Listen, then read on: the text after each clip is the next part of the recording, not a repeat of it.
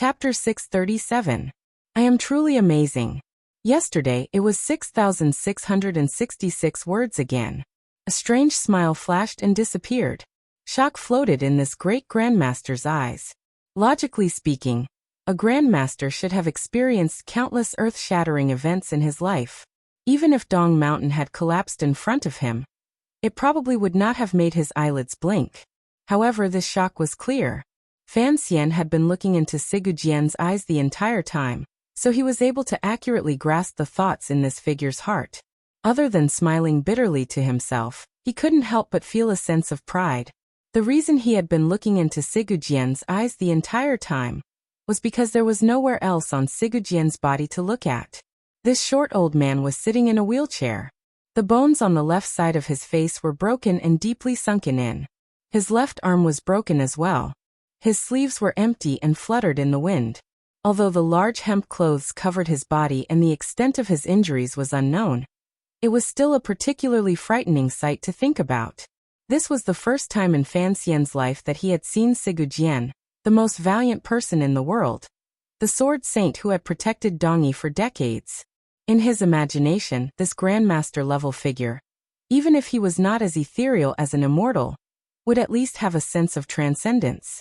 However, he had not expected that the Sigu Jian who appeared in front of him would be like this.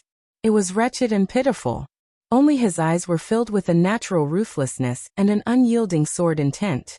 Fan Xian could only stare into his eyes, terrified that he would be disrespectful. The atmosphere in the room was very strange. Facing a legendary figure, Fan Xian should have appeared more excited. However, he could not become excited no matter what. Perhaps it was because he knew the other person was going to die in a few days, perhaps it was because he had lived with Uncle Wu Zhu since he was young, or perhaps it was because his parents were both incredible people no less than great grandmasters. The sword boy pushed the wheelchair into the morning light. The faint light clearly illuminated the terrifying wound on Sigu Jian's face. The sword boy obediently retreated. It was Sigu Jian who broke the silence first. After staring at Fan Xian for a moment, he sighed in a raspy voice, "Admirable, admirable." This great grandmaster had the reputation of being an idiot since he was a child. After he had mastered his swordsmanship, he moved unhindered between heaven and earth. He never had any thoughts of bending his waist. He pierced through the sky and pierced through the earth. He was very arrogant. Even on Dong Mountain, when he had been grievously injured by the Qing Emperor and Yi Liuyun's combined attack, he was still stubborn and laughed to his heart's content. He refused to lower his head. He was the most powerful person in the world. It was basically impossible for him to feel admiration for someone. Thus, when he repeatedly expressed his admiration for Fan Xian's face couldn't help but redden. He was rather embarrassed. Fan Xian knew what this admiration meant. He did not admire the Qing Emperor or Yi Luyun, but he admired him. It was because of the voices that had come out last night. "You're welcome, you're welcome." He coughed to hide his embarrassment and turned around. The morning light shone down, enveloping both the old man and the young man. Fan Xian naturally and habitually stood by the side of the wheelchair. He furrowed his brows slightly as he felt this scene. A strange feeling welled up in his heart. The pitiful short and thin injured person on the chair was the legendary tyrannical and murderous Sigu Jian? The sunlight shone through Sigu Jian's brows and glowed with a white light. It was as if his brows had suddenly turned white. Fan Xian stared in a daze at the other side of the face that was still intact. He suddenly realized that this great grandmaster was not as old as he had imagined. 3 years ago, when Fan Xian had fled Dong Mountain, only Yi Luyun had been on the boat. Regardless of whether it was Ku He or Sigu Jian, he had not encountered either of them. Of course, if he had encountered them at that time, he probably would not have been able to escape back to Jingdou. Thus, he did not know what had happened on the mountain at the time. He did not see the wretched sight of a sword light shining through the jade peak, killing all the tiger guards, and blood covering the mountain path. But this did not affect his faint fear of Sigu Jian. He knew that this great grandmaster was somewhat crazy. If he could kill 100 tiger guards, he could easily kill him. Fan Xian had never met Sigu Jian before, but he was no stranger to this great grandmaster.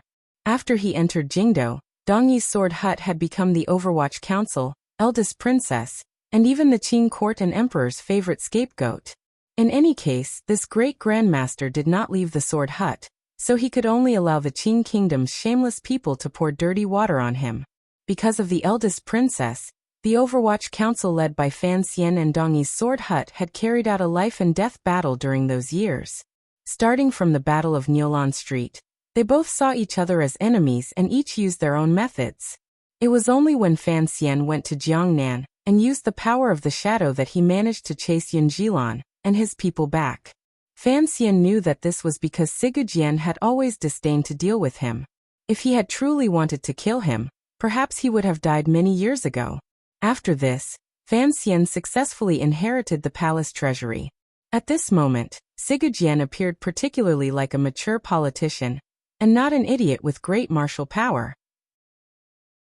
Sigujian put down his past grievances and sent his favorite last disciple, 13th Wang, to express his attitude to Fan Xian. Thus, Fan Xian was very familiar with Sigujian. Or rather, he thought he was familiar with Sigujian. Meeting him now, he realized that Sigujian was still a stranger to him, an unfathomable and terrifying stranger with an unknown temperament. There seemed to be an invisible pressure in the sword hut emanating from the injured person in the wheelchair, making it difficult for Fan Xian to breathe. "I didn't kill you back then not because I looked down on you," Sigujian suddenly said mockingly in a hoarse voice. "The reason I didn't kill you is simple. It's just that you don't know it." Once Sigujian opened his mouth, the pressure filling the courtyard weakened slightly. Fan Xian relaxed and quickly said, "Please advise me." "Your mother's surname is Yi. Isn't this reason clear?" Sigujian furrowed his brows. It seemed that he had not expected Fan Xian to be so stupid. He cursed angrily. Fan Xian shrugged. He truly couldn't understand this reason. He had not gone deep into the sword hut to catch up with Sigujian. Rather, he wanted to talk about the future of Dong Yi and the world. The number of people who had the right to discuss the world had gradually decreased. Ku He was already dead. Yi Luyan had truly escaped. After the Dong Mountain incident, many people had died. In the sword hut, there was the Northern Qi Emperor, Fan Xian and Sigujian. They were all people who had the right to sit and discuss the world. "I trust that you have already read the proposal I had 13th Wang bring back." Proposal was a new term. In the 4th year of the Qing calendar, Fan Xian had once had Fan Xizha write a proposal to open the Dambo bookstore. This year he had also written one and given it to Sigujian. He wanted to convince this strange and ruthless great grandmaster to accept his proposal. "I didn't read it," Sigujian said indifferently. With these words, Fan Xian's heart was like a heavy blow. He didn't know what Sigujian was thinking. He had thought he would be able to move Sigujian a little with the proposal he had painstakingly drafted. If Sigujian didn't even look at it, what was there to talk about? "The Qing Kingdom's diplomatic group hasn't arrived yet. What are you in such a rush for?" Sigujian looked at him mockingly. Fan Xian fell silent. Suddenly he said, "In my letter last year, I reported to you that I had confidence in controlling Northern Qi. If you trust me, I can also preserve Dong Yi's independence to the greatest degree." Sigujian looked at him calmly. His twisted and sunken terrifying face contrasted with his calm eyes. It appeared particularly quiet, but there was a glimmer of a craziness that made one shiver. "That kid is actually a woman. I had not expected it. That is why I said I admired you earlier. If you want to convince me that you have the ability to control the entire situation based on this, it seems to be a bit lacking," Sigujian said in a raspy voice. Sigujian mockingly said in a raspy voice, "Your father is not a normal person. If you can't satisfy him, how will you fool him?" The Qing Emperor's request was to swallow Dong Yi into his territory. Sigujian knew that after his death, Dong Yi and the surrounding vassal states would no longer be able to protect themselves. They could only wait for their fate of being swallowed. Since Northern Qi had come out to cause trouble, Dong Yi would have to wait for the right price and hope to be able to preserve themselves as much as possible. These were in themselves two completely different directions. He had to satisfy both the emperor and Sigujian. For Fan Xian this was a difficult task. As the saying goes, follow your brother's feelings and lose your sister-in-laws. Even if the girls in the brothel benefited from both sides, It would be difficult for them to reach such a stage. The key was still Sigujian. As long as he nodded, everything could be discussed. Fan Xian thought of this. Very naturally, he pushed the wheelchair and began to walk on the yellow dirt paths around the sword grave. He pushed the heavily injured Sigujian to bask in the sun. Sigujian closed his eyes and enjoyed the sunlight landing on his body. Suddenly he said, "You're very skilled at pushing the wheelchair. You're better than those children. Why don't you stay and take care of me these few months?" Fan Xian smiled and replied, "It's fine to take care of you for a few months. However, you have to look at those things. The tens of thousands of people in Dongyi are all looking at you and waiting for you. You have to have some ideas. As for pushing the wheelchair, I'm used to pushing it in Jingdo. Oh, I remember. That old dog's leg was broken a long time ago." Sigujian suddenly sighed. "During these 20 years, the biggest mistake I made was actually getting the wrong target. I had always seen your emperor as my biggest target. I had never thought that if I had killed Chen Pingping at the beginning, perhaps your emperor would not be so arrogant." There was a powerful confidence hidden in the calm words. It was as if Sigujian could kill such a terrifying figure as the director of the Overwatch Council, if he wanted to. For some reason, the sea breeze around the sword grave paused slightly. Following the sword intent in Sigujian's words, Fan Xian's heart felt as if it had been stabbed ruthlessly. His face became deathly pale. Only now did he feel the true realm of a great grandmaster. With a thought, the surrounding environment also reacted. Killing intent rose and was difficult to bear.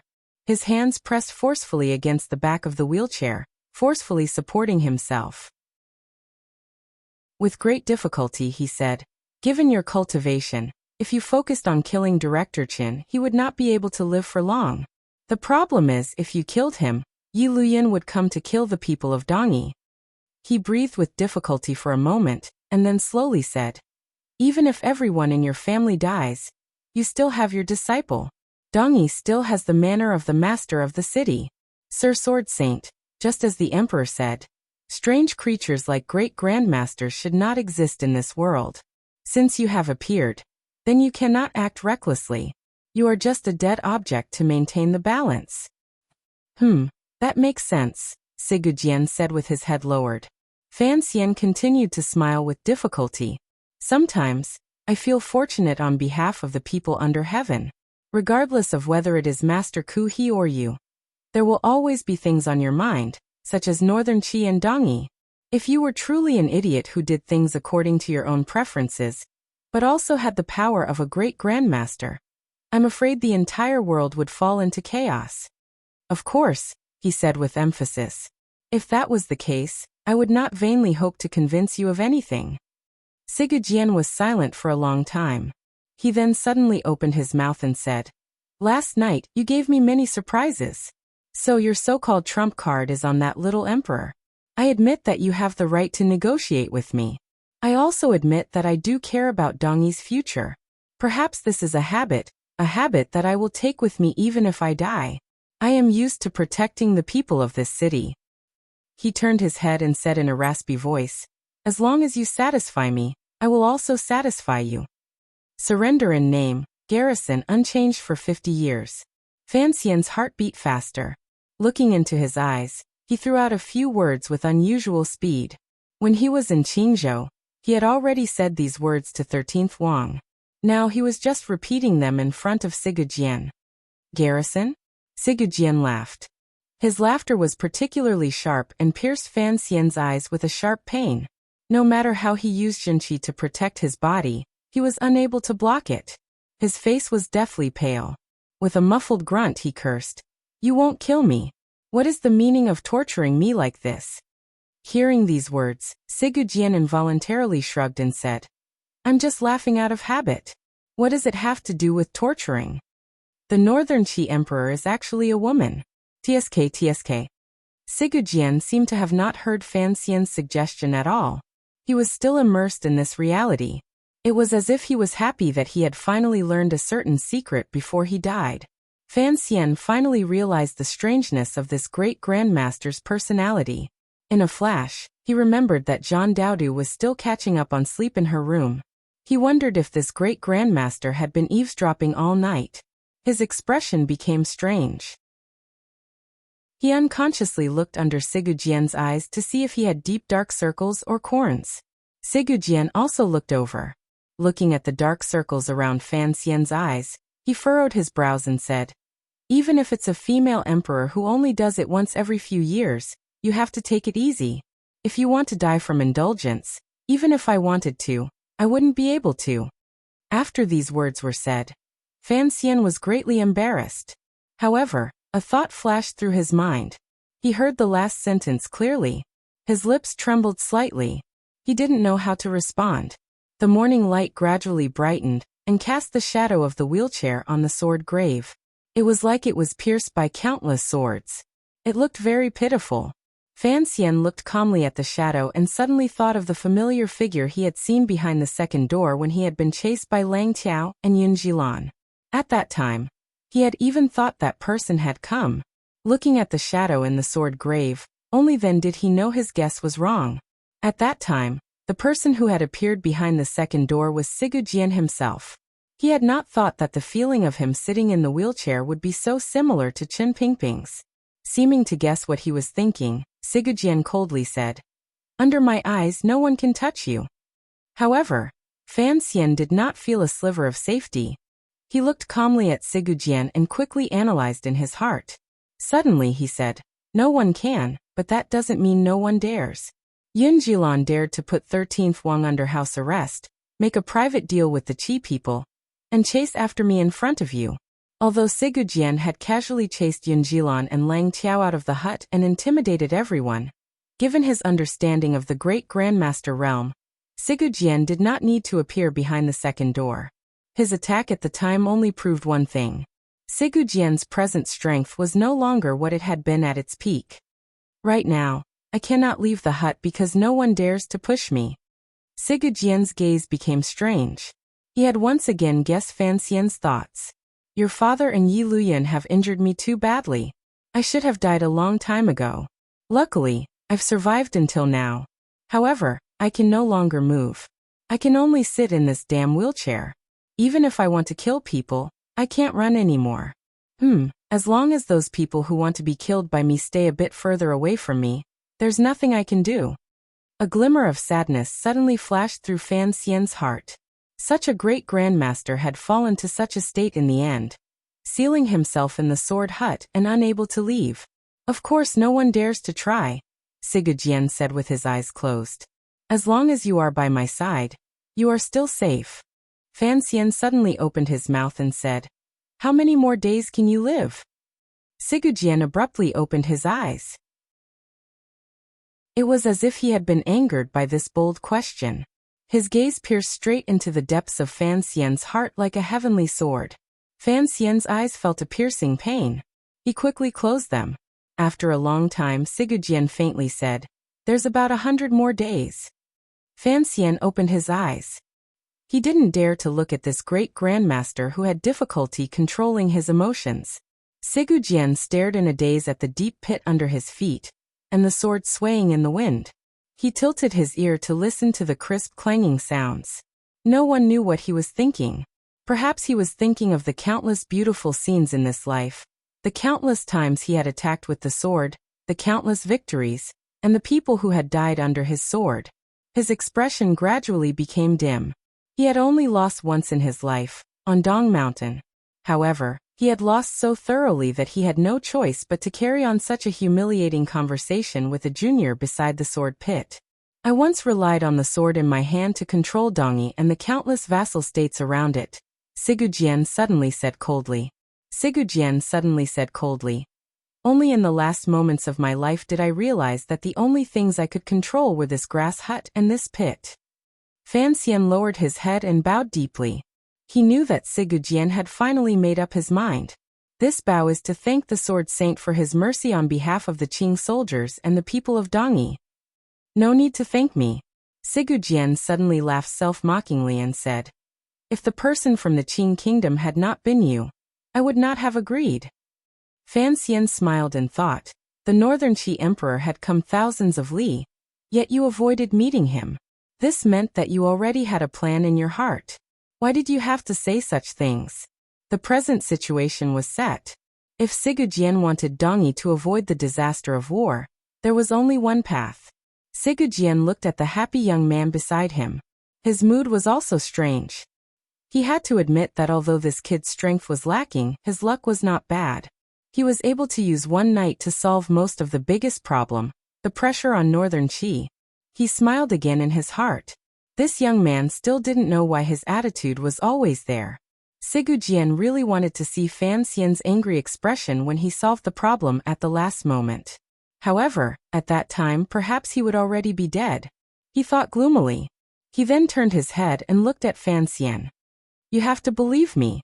If it wasn't for you, even if your emperor personally came to beg me on his knees, I would still not agree to the Qing kingdom's conditions. Fan Xian did not understand. Chapter 638. The monthly votes are 250 votes away from third place. It is truly an unlucky number. Everyone, please help me move up a little more, a little more. Thank you. What is your mother's surname? My mother's surname is Yi. Before coming to Dong Yi, Fan Xian had expected that he would certainly run into people, matters, or pasts related to the old Yi family. He knew that after his mother, Yi Qingmei, came to this world, her first stop was Dong Yi. On the night he was 16, Uncle Wuzhu had told him everything about Yi Qingmei for the first time, everything that this amnesiac remembered. The Yi family's business began in Dong Yi. The first fortune they seized in the world was also in Dong Yi. Later, for some reason, Yi Qingmei chose the Qing kingdom, which was not very powerful at the time. Perhaps, it could be said that she chose the unusually powerful emperor. Yi Qingmei left Dong Yi. Fan Xian didn't know if she ever returned. He knew that this large city must have been very important to her. However, he had not thought that Sigu Jian would suddenly bring up the past and use such an awkward and crude excuse. Forget it, forget it. Fan Xian glanced at Sigu Jian and smiled bitterly. I know what you want to say. However, she is she and I am me. Can it be split open? Is your mother willing to see Dong Yi, which she once fought for, become something no different from any other county in the Qing kingdom? Sigu Jian smiled mockingly. One cannot forget one's roots. You are her son. You are also a Dong Yi person. Fan Xian raised his brows and simply sat down in the empty space beside the wheelchair. His two legs dangled in the sword grave, swinging around emptily. With a cold smile he said, although I did not personally see what happened on Dong Mountain, I still know some details. I have also heard the words you once said to Uncle Wuzhu. You want me to be the master of Dong Yi? Fan Xian turned his head and glanced at Sigu Jian. With slight mockery he said, just because I am half a Dong Yi person? Did you think of such a response after hiding in the sword hut for so long? Don't forget, in the end, I am a Qing person. My relationship with the emperor has already been decided. Don't expect to use your identity as the city lord to stir up his majesty's suspicions and force me to break off relations with him. He waved his arm and said calmly, impossible. Of course, I will not be the master of Dong Yi. Sigu Jian coldly said. You are so afraid of death. Of course, you are afraid that your emperor will kill you. I have never hoped that you would take over Dong Yi. I am only reminding you that you do not need to innately think for the benefit of the Qing people. I am only comforting you. Even if you think for Dong Yi, it is not a treasonous thing. I have thought enough on behalf of the people of Dong Yi. Fan Xian did not budge an inch. The words I said earlier, do you think that other than me, who would give up so many benefits? Who would risk His Majesty's wrath to persuade him to accept these conditions? This is enough. Sigu Jian closed his eyes and slowly said, perhaps you've never thought about how your mother died? In the depths of the sword hut, countless swords in the large pit began to tremble at the same time. They gave off a mournful cry and trembled endlessly. It was as if they would all break in the next moment. Fan Xian's legs, which were suspended in the sword grave, also stopped moving in this instant. A serious expression gradually appeared between his brows. An indescribable emotion rose in his eyes. There was no one around. Given Sigu Jian's realm, he was not worried that someone would eavesdrop. However, Fan Xian still felt his heart begin to tighten. With each twitch, it was difficult to resist the pain. He took a deep breath. His face was unnaturally white. In a quiet voice he said, "Or perhaps, do you have any ideas that can convince others?" "No," Sigujian said coldly. Sigujian coldly said, "I am only guessing. How could someone like your mother die so mysteriously? If a pig-headed empress of the Qing kingdom, or that old whore the Empress Dowager could kill your mother, then your mother would not be your mother." Just like that? Ku He also guessed. Qin Pingping also guessed. Why can't I guess? Fan Xian's lips trembled slightly. In a quiet voice he said, "It's best not to talk about guessing. It will kill someone." "Is that so?" Sigujian suddenly laughed loudly. His laughter was filled with endless viciousness and mockery. "It is rare to see someone as afraid of death as you." Fan Xian knew what he was looking down on. Without changing his expression, he said, "To be able to easily kill one's entire family, such a person is rare." Sigujian's expression changed. A ruthless light appeared in his eyes. It was as if he could attack and kill Fan Xian at any moment. A heart-rending sword intent began to spread through the air again. This time, Fan Xian did not seem to feel anything. He glanced at him disdainfully and said, "If you did it, then you did it. Are you afraid of people talking about it? As for me, you don't need to worry about my matters." He furrowed his brows tightly and sighed helplessly. "Sometimes I truly don't understand what you important figures, old creatures, are thinking. Why must you push me to the opposite side of the emperor? Do you really think I have the power to oppose him? Most importantly, do you really think that I'm willing to resist him?" He looked at Sigujian's angry eyes and shook his head. "No matter what, he is still my father, so I don't understand what you people think." "Father." Sigujian shrunk his body into the wheelchair. His entire person was like a sharp sword that had returned to its sheath.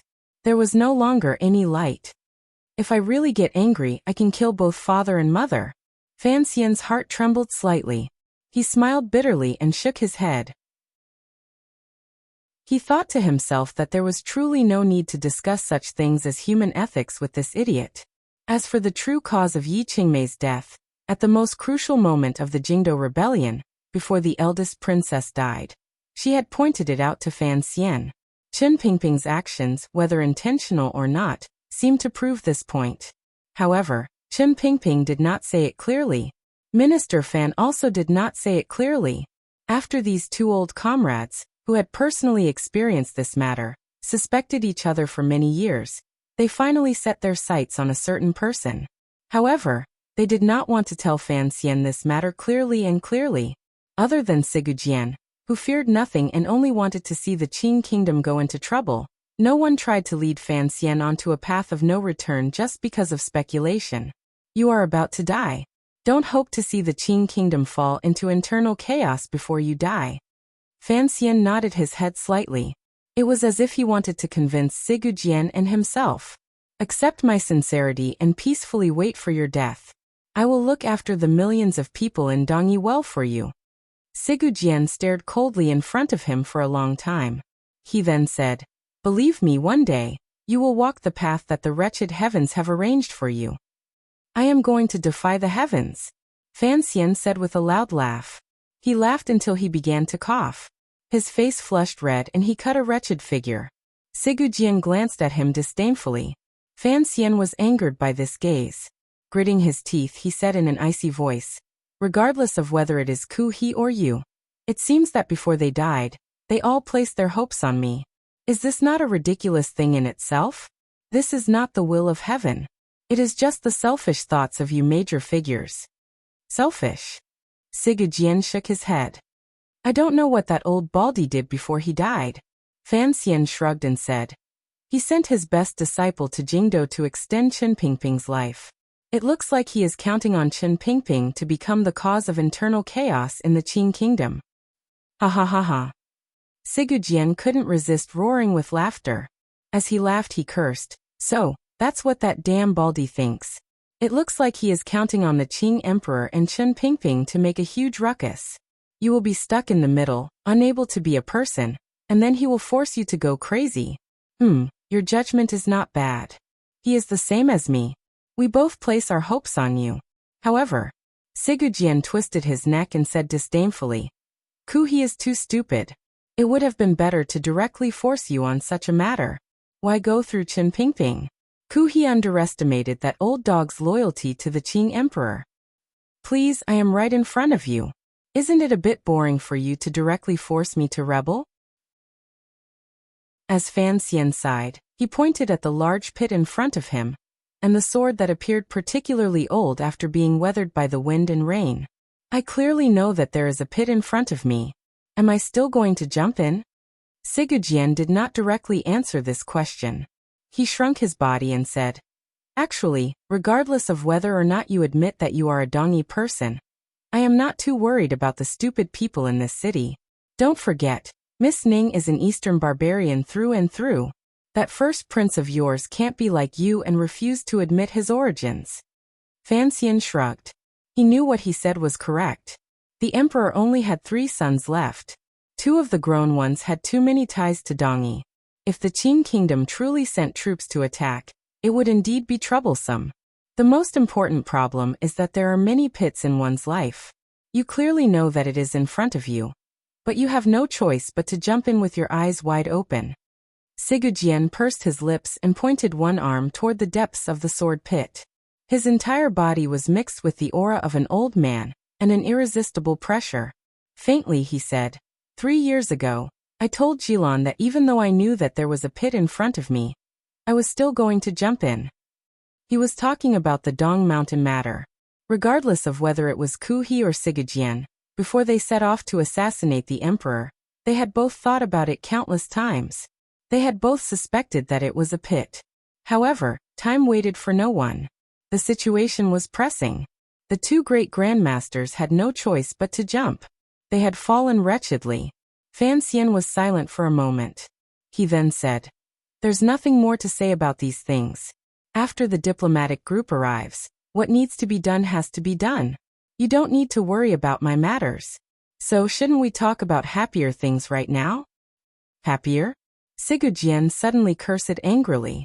I am about to die. I haven't left this broken hut in 2 years. How can I be happy? Oh, you are truly pitiful. Although your cultivation is there, it is difficult for you to move. You don't dare to casually leave the hut and have been forced to sit for years by your eldest disciple. Fan Xian said mockingly. Fan Xian laughed mockingly and said, Back then, King Weiling was starved to death by his own son in the Li Palace. If Yun Jilan also did the same thing, you, a great grandmaster, would die too unsightly a death. I am not useless like King Weiling Wang. Sigujian's eyes were sunken and suffused with a cold light. I just don't want to go out. What does that have to do with Jilan? Sitting in a wheelchair in the sun is indeed a pitiful feeling of being old and about to die. However, you have to get used to it. Fan Xian knew he was speaking the truth. Even if he was a great grandmaster about to die, if he wanted to leave the hut, who dared to stop him? Who could stop him? That makes sense. Sigujian suddenly lowered his head to glance at him. The sun is pretty good today. Why don't you push me out for a walk? Fan Xian froze where he stood. He didn't know how many aces were watching him covetously outside the sword hut. Even if Sigujian spoke to protect him, walking in Dongyi, the difficulty was a bit too great. The Northern Qi Emperor is still in the hut, he said quietly with his head lowered. Isn't that your woman? Let's walk around together. Sigujian coughed and called over a child. He went to the room to invite the Northern Qi Emperor out. Before long, the little emperor, who had already put on her clothes, slowly walked over from the other side of the sword grave. From a distance, she saw Sigujian sitting in a wheelchair, as well as Fan Xian sitting rudely by the sword grave.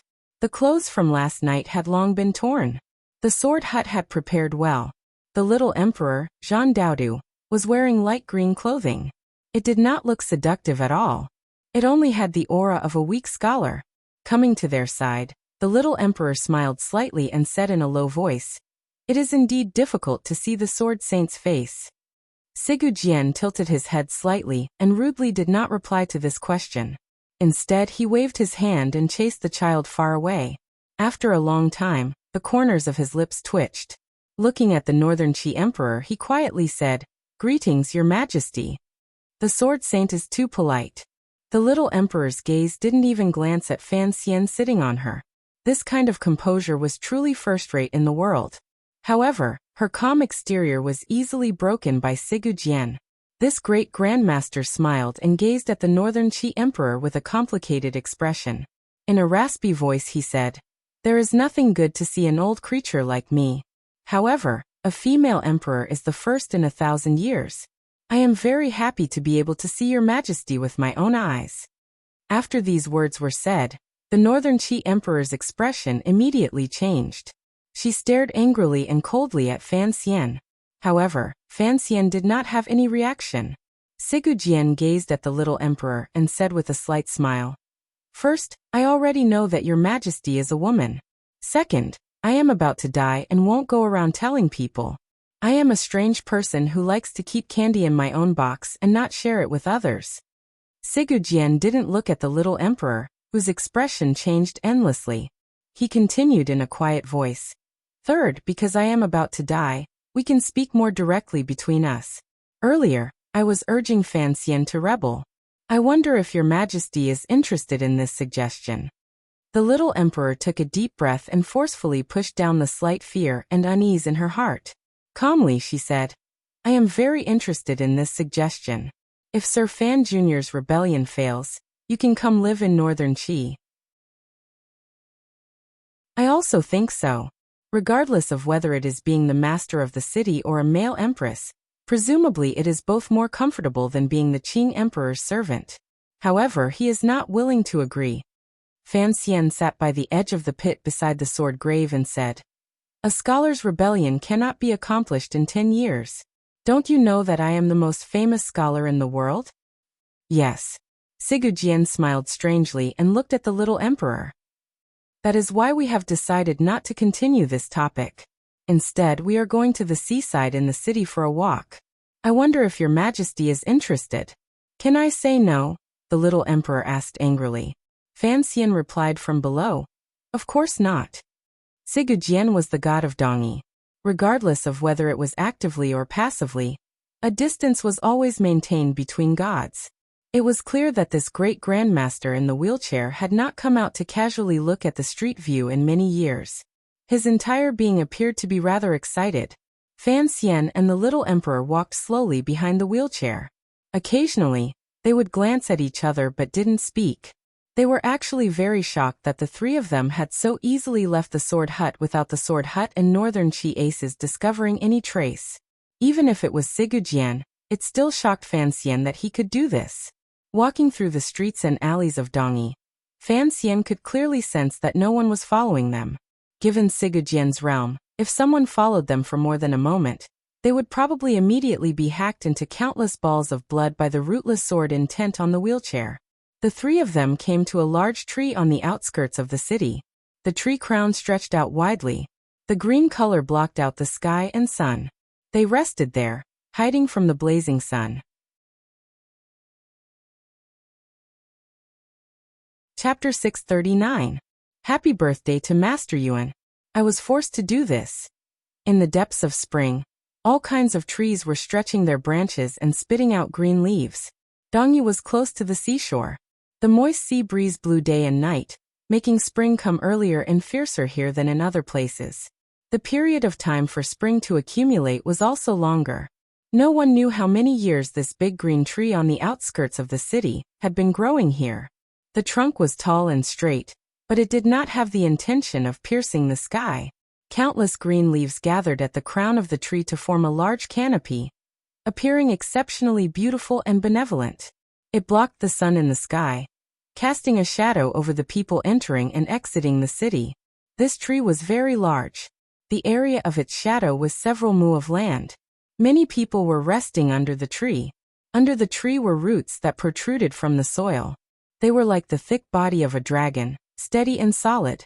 Sigu Jian, Fan Xian, and the little emperor rested temporarily beside these roots. This strange combination did not attract the attention of passers-by. It was probably because there had always been many strange people in Dongyi. Fan Xian sat on the tree root and felt the shade under his butt. He didn't know what kind of tree the tree behind him was and couldn't be bothered to investigate. He only lowered his head to look for ants or dung-killing cockroaches moving balls of dung. He didn't find anything. How old was she at that time? 5 or 6? 7 or 8? Sigurjien sat in the wheelchair and furrowed his brows. He thought for a long time. It seemed that because of the passage of time, his memory had become blurry. He spat on the ground and said, "In any case, it was just a little girl." "How old were you at that time?" "I should have been in my teens." Sigurjien scratched his head. "You know, my brain has never been very good. It's always hard for me to remember such complicated questions." "I don't think my age is a complicated question," Fan Xian said. "Geniuses are always different from others in certain areas," Sigurjien said with a cold smile. He clearly did not care about Fan Xian's mockery. The other side of a genius is an idiot. Fan Xian glanced at him lazily. "Of course, everyone knows you were an idiot when you were young." Sigurjien didn't say anything. He only met Fan Xian's gaze. He tried to find some shadow of his past in the crevices of the tree roots. The little Emperor Jean Daodu stood coldly to the side, looking at the old man and the young man's stupidity. She felt disapproval in her heart. The three of them had traveled peacefully. Based on the theories of the secular world, the little emperor's status was the most noble. It was clear that neither Sigurjien nor Fan Xian cared much about this. Sigurjien and Fan Xian seemed to be interested in looking for ants. They stayed the entire time under the large tree the entire time. It was as if they of the green were to die. The little emperor furrowed her brows slightly. She thought about how the officials outside the sword hut were probably still worried about her. Additionally, she didn't know what would happen next. She was also worried whether or not the two of them would reveal her fate. Feeling slightly worried, she quietly said, "Lady Yi is no longer here. Even if you watch her for another 3 years, you cannot hope for her to come back to life." These words seemed to be stating a matter, but they were also somewhat heart-wrenching. The little emperor's intelligence and reaction speed were fully displayed at this moment. In the sword hut, Sigurjien had only briefly mentioned the matter of persuading Fan Xian to rebel. She had caught on to some vague clues and tried to point it out. With these words, Sigurjien and Fan Xian both raised their heads and glanced at her, making her feel a little flustered. Fan Xian shrugged and said, "I just think ants are more interesting than people." Sigurjien looked at Fan Xian and sighed in admiration. "When your mother accompanied me to find ants, someone asked us this. She also answered this way." Following Sigurjien's joyful narration, Fan Xian smiled. The scene from many years ago seemed to rise before his eyes. An idiot with a runny nose squatting under a big tree, watching ants moving and fighting. He might even untie the belt around his waist and pee on the ant nest. The passers-by and residents of Dongyi all knew the identity of this idiot. When they passed him, they all had expressions of pity and disgust in their eyes, but no one was willing to go up and talk to him. Then, a blind young servant holding the hand of a little girl came from afar to Dongyi. They came to this big tree and found the idiot who was so focused that he didn't care what was happening around him. The little girl, who was carved from jade, squatted curiously by the idiot's side and asked, "What are you looking at?" The idiot glanced at her impatiently and said, "I'm looking at ants." The little girl made an "oh" sound and began to accompany him in looking at ants. They watched for a long time.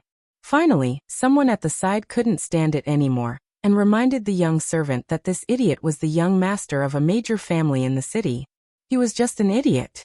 Don't let your young mistress be stupid with him. After the little girl heard these words, she didn't stand up. She smiled and said, "I just feel that sometimes ants are more interesting than people." It was clear that the meaning hidden in these words was much more mature than the age this little body showed. However, the passers-by and people under the tree didn't notice this. They just wondered whose family this young mistress belonged to. She was so pretty and clean, like a fairy who had walked out of a painting. She was squatting with the most famous idiot of the master of the city. They couldn't bear to watch any longer. The little girl waved her hand. The blind young servant, who had been as cold as a block of ice, also squatted down beside the two of them. Although he didn't want to squat, there was no difference between squatting and standing. Since she wanted him to squat, then he would squat. At that time, there were 3 of us. Sigurd was continuing his memories. He scratched his slightly itchy face and said in a raspy voice, "We watched the ants fight for half a day. Then, I invited them to my home as guests." "Your home? My stupid father used to be the master of Dongi. Don't you know?" "Oh, I've heard of it. However, that was many years ago. Your stupid father died to your sword a long time ago. I didn't think of it right away." The manor of the master of the city was very large and luxurious. Sigurd suddenly opened his mouth and smiled. "But the place I lived in was like a dog kennel because I was an idiot. My stupid father hated me the most. Furthermore, my mother was only a serving girl. Do you understand what I'm saying?" I've read many similar novels." Fan Xian nodded. No one in Dongi dared to discuss Sigurd past, but it didn't mean the Overwatch Council didn't do research in this area. He had a clear understanding of Sigurd past. He knew what kind of humiliating and belittling the idiot had lived in the manor of the master of the city. However, it was only now that he learned that Sigurd birth mother was a serving girl. That serving girl had probably died many years ago. "Your mother and Wuxia were the first friends I made in my life," Sigurd suddenly said seriously. "Although the place I lived in was terrible, and I couldn't even bring out a cup of tea, they didn't look down on me and still went with me. Perhaps it was because I was an idiot at the time, so I didn't think there was a problem. But it was clear that many people in the manor thought there was a problem.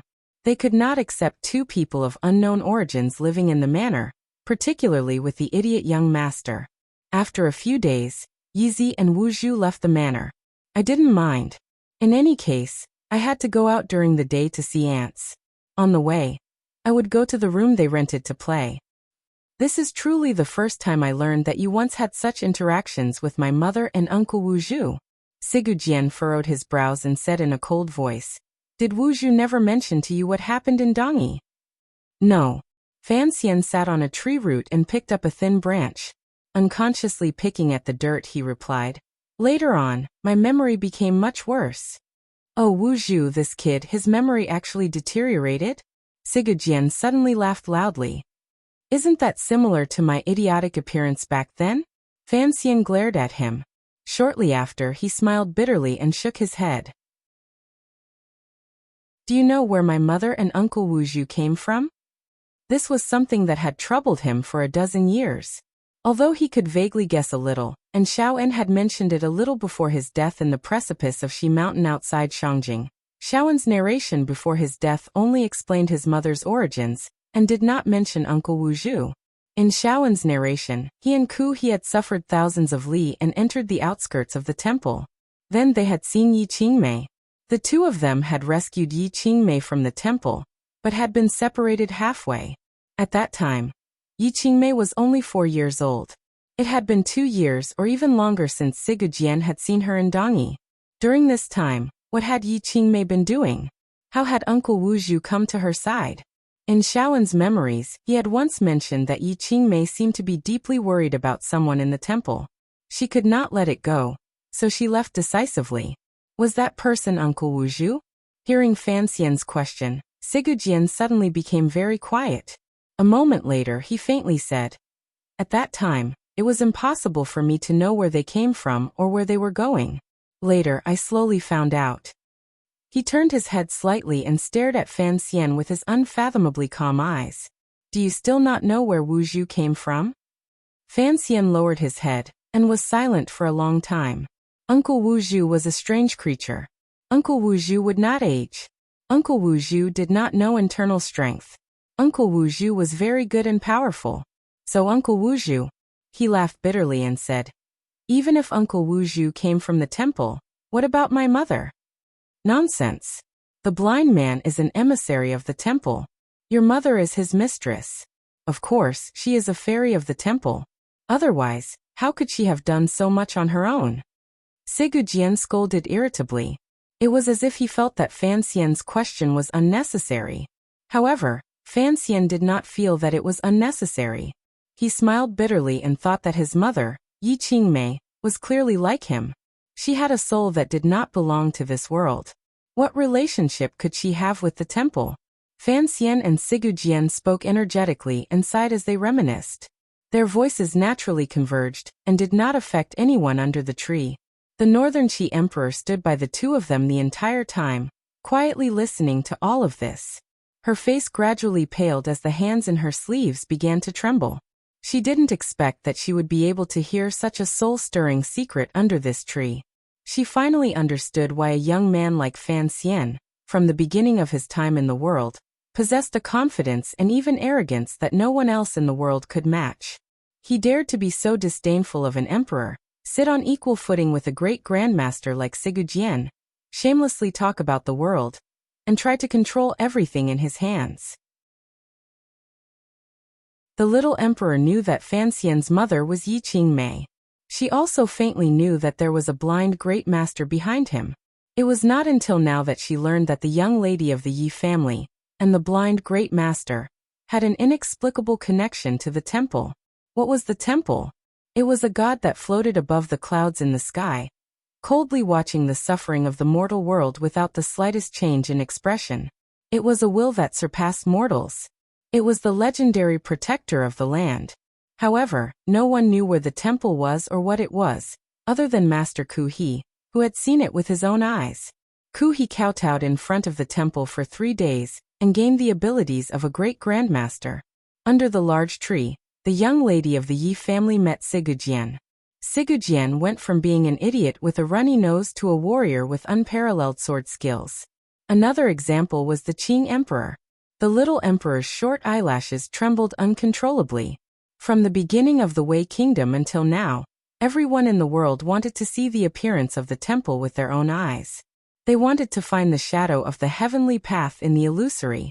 Back then, the Wei Emperor had sent out thousands of troops to the north to search for the temple in order to live forever. Behind Fan Xian, there was the shadow of the temple. The Northern Qi Emperor glanced at Fan Xian's silhouette. Her heart was shocked and complicated. Fan Xian took a deep breath and said, "I should know a little about what happened later." After mother lived in Dongyi for a few years, she began to do business. That created the Yi family, as well as the present Qing Palace treasury. No matter how things develop, it is never so simple. Sigujian raised his remaining arm and raised a finger. Even if Yi Qingmei was an immortal, she would not have been able to do what she did without any help. She needed someone to help her. Fan Xian furrowed his brows and looked at Sigujian. "You? Me?" Sigujian said coldly. Sigujian coldly said, "Although I am an idiot, I am, after all, the young master of the manor of the master of the city. As long as I control the manor of the master of the city, the Yi family business will be able to do as they please within Dongyi." "I understand." Fan Xian lowered his head. The chance encounter under the tree was not necessarily a chance encounter. To put it another way, before she entered Dongyi, she already knew the situation in the city. That is why she chose you. "No, a chance encounter is a chance encounter," Sigujian said coldly.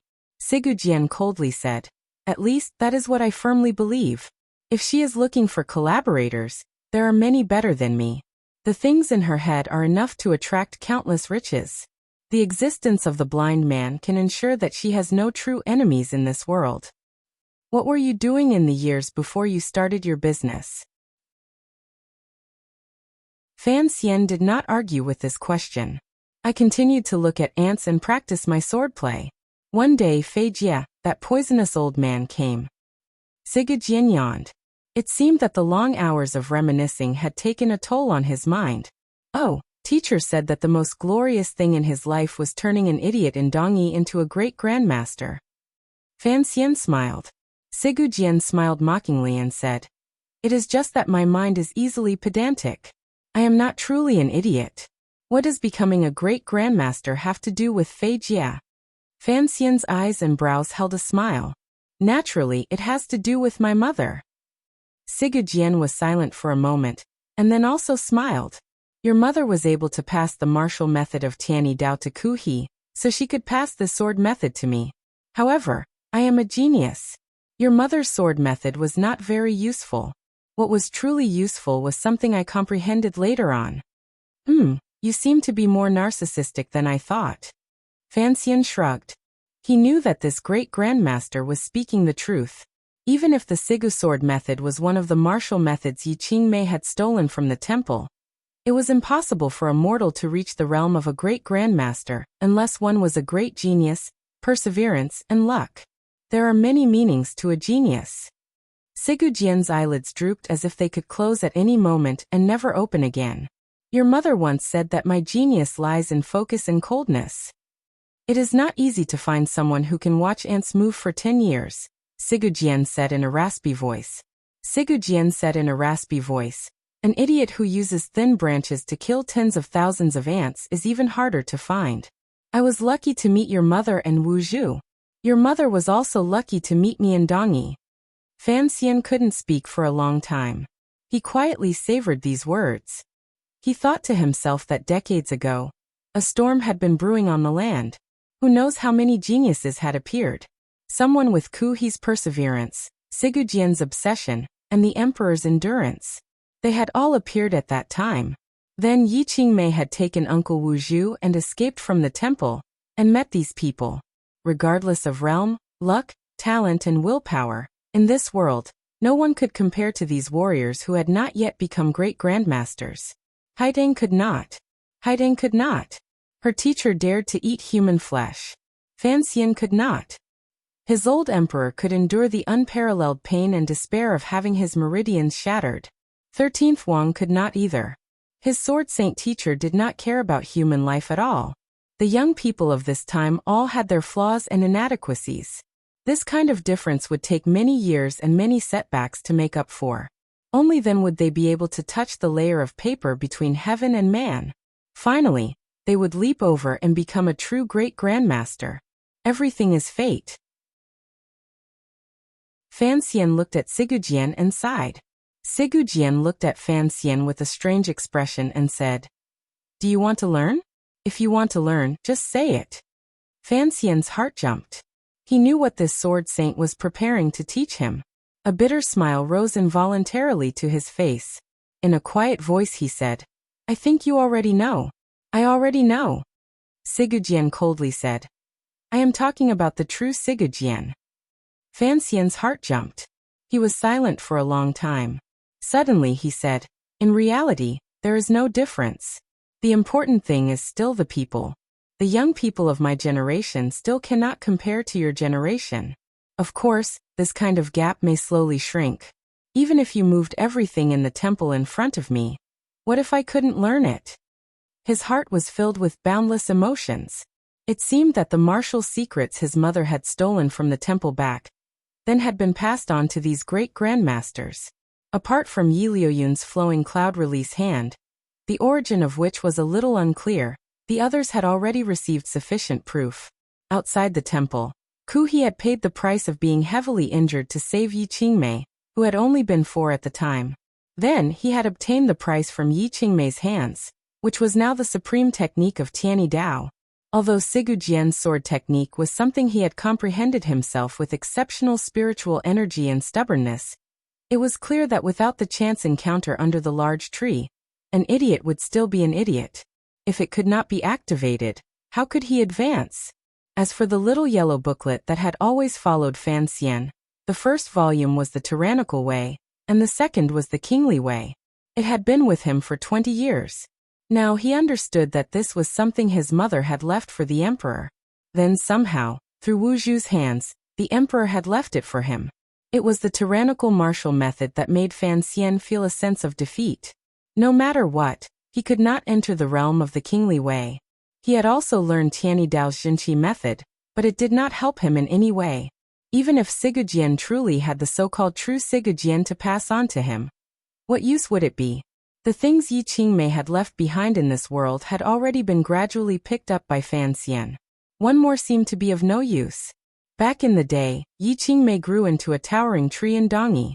I relied on the sword in my hand to obtain a position in Dongyi, and become her partner in catching bugs by the side of this large tree, Sigu Jian said quietly with his eyes slightly closed. Sigu Jian closed his eyes slightly. In a quiet voice he said, "If you can't practice it, then continue to practice. It is not so easy for a tree to grow."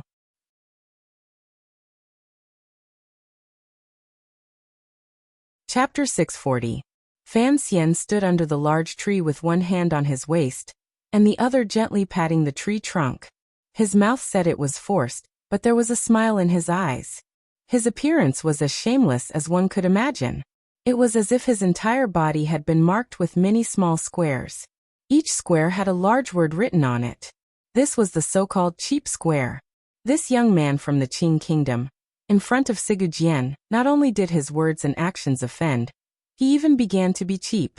The Northern Qi emperor, who had been silently listening to their conversation and digesting the shock in her heart, tried to seize an opportunity. Seeing this scene, she could no longer resist. Looking at Fan Xian, she sighed and said, "How can a person be so shameless?" Fan Xian turned his head and glanced at her. With a self-mocking smile he said, "You should know that I have learned Tianyi Dao. You should also know that I know the tyrannical martial method. If I also learn the Sigu sword, although it is not a burden to have more skills, I always feel that I will become a strange creature. Furthermore, perhaps I will wipe out all possibilities in the future. Most importantly, I have never believed that there is love without reason or hate without reason in this world." He turned toward Sigujian in the wheelchair and quietly said, "You still haven't given up on the idea in your heart. Must those old fellows cultivate an opponent for my emperor before they die?" Sigujian's expression was cold as he said, "Of the three of you, I didn't think highly of you in the past. Unexpectedly, you've changed a lot in these 2 years. You've improved a lot. It is beyond my expectations." Fan Xian lowered his head slightly and replied, "After experiencing many life and death matters, one will always feel deeply moved."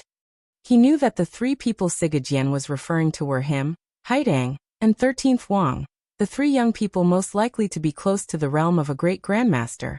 He thought for a bit and then continued, 13th should have learned it before, but even he could not comprehend its true meaning, much less me. Sigujian didn't say anything. On the contrary, it was the Northern Qi emperor who smiled slightly and said to Fan Xian, "If you really don't want to learn, why don't you give this opportunity to me?" "You?" Fan Xian laughed out loud. "The emperor is truly someone who does things differently." The little emperor pressed her thin lips together into a smile and said, "The sword saint just wants to make more trouble for the Qing emperor after he dies. You are, after all, his illegitimate child. I'm afraid you won't be able to harden your heart. Passing it to me seems more direct."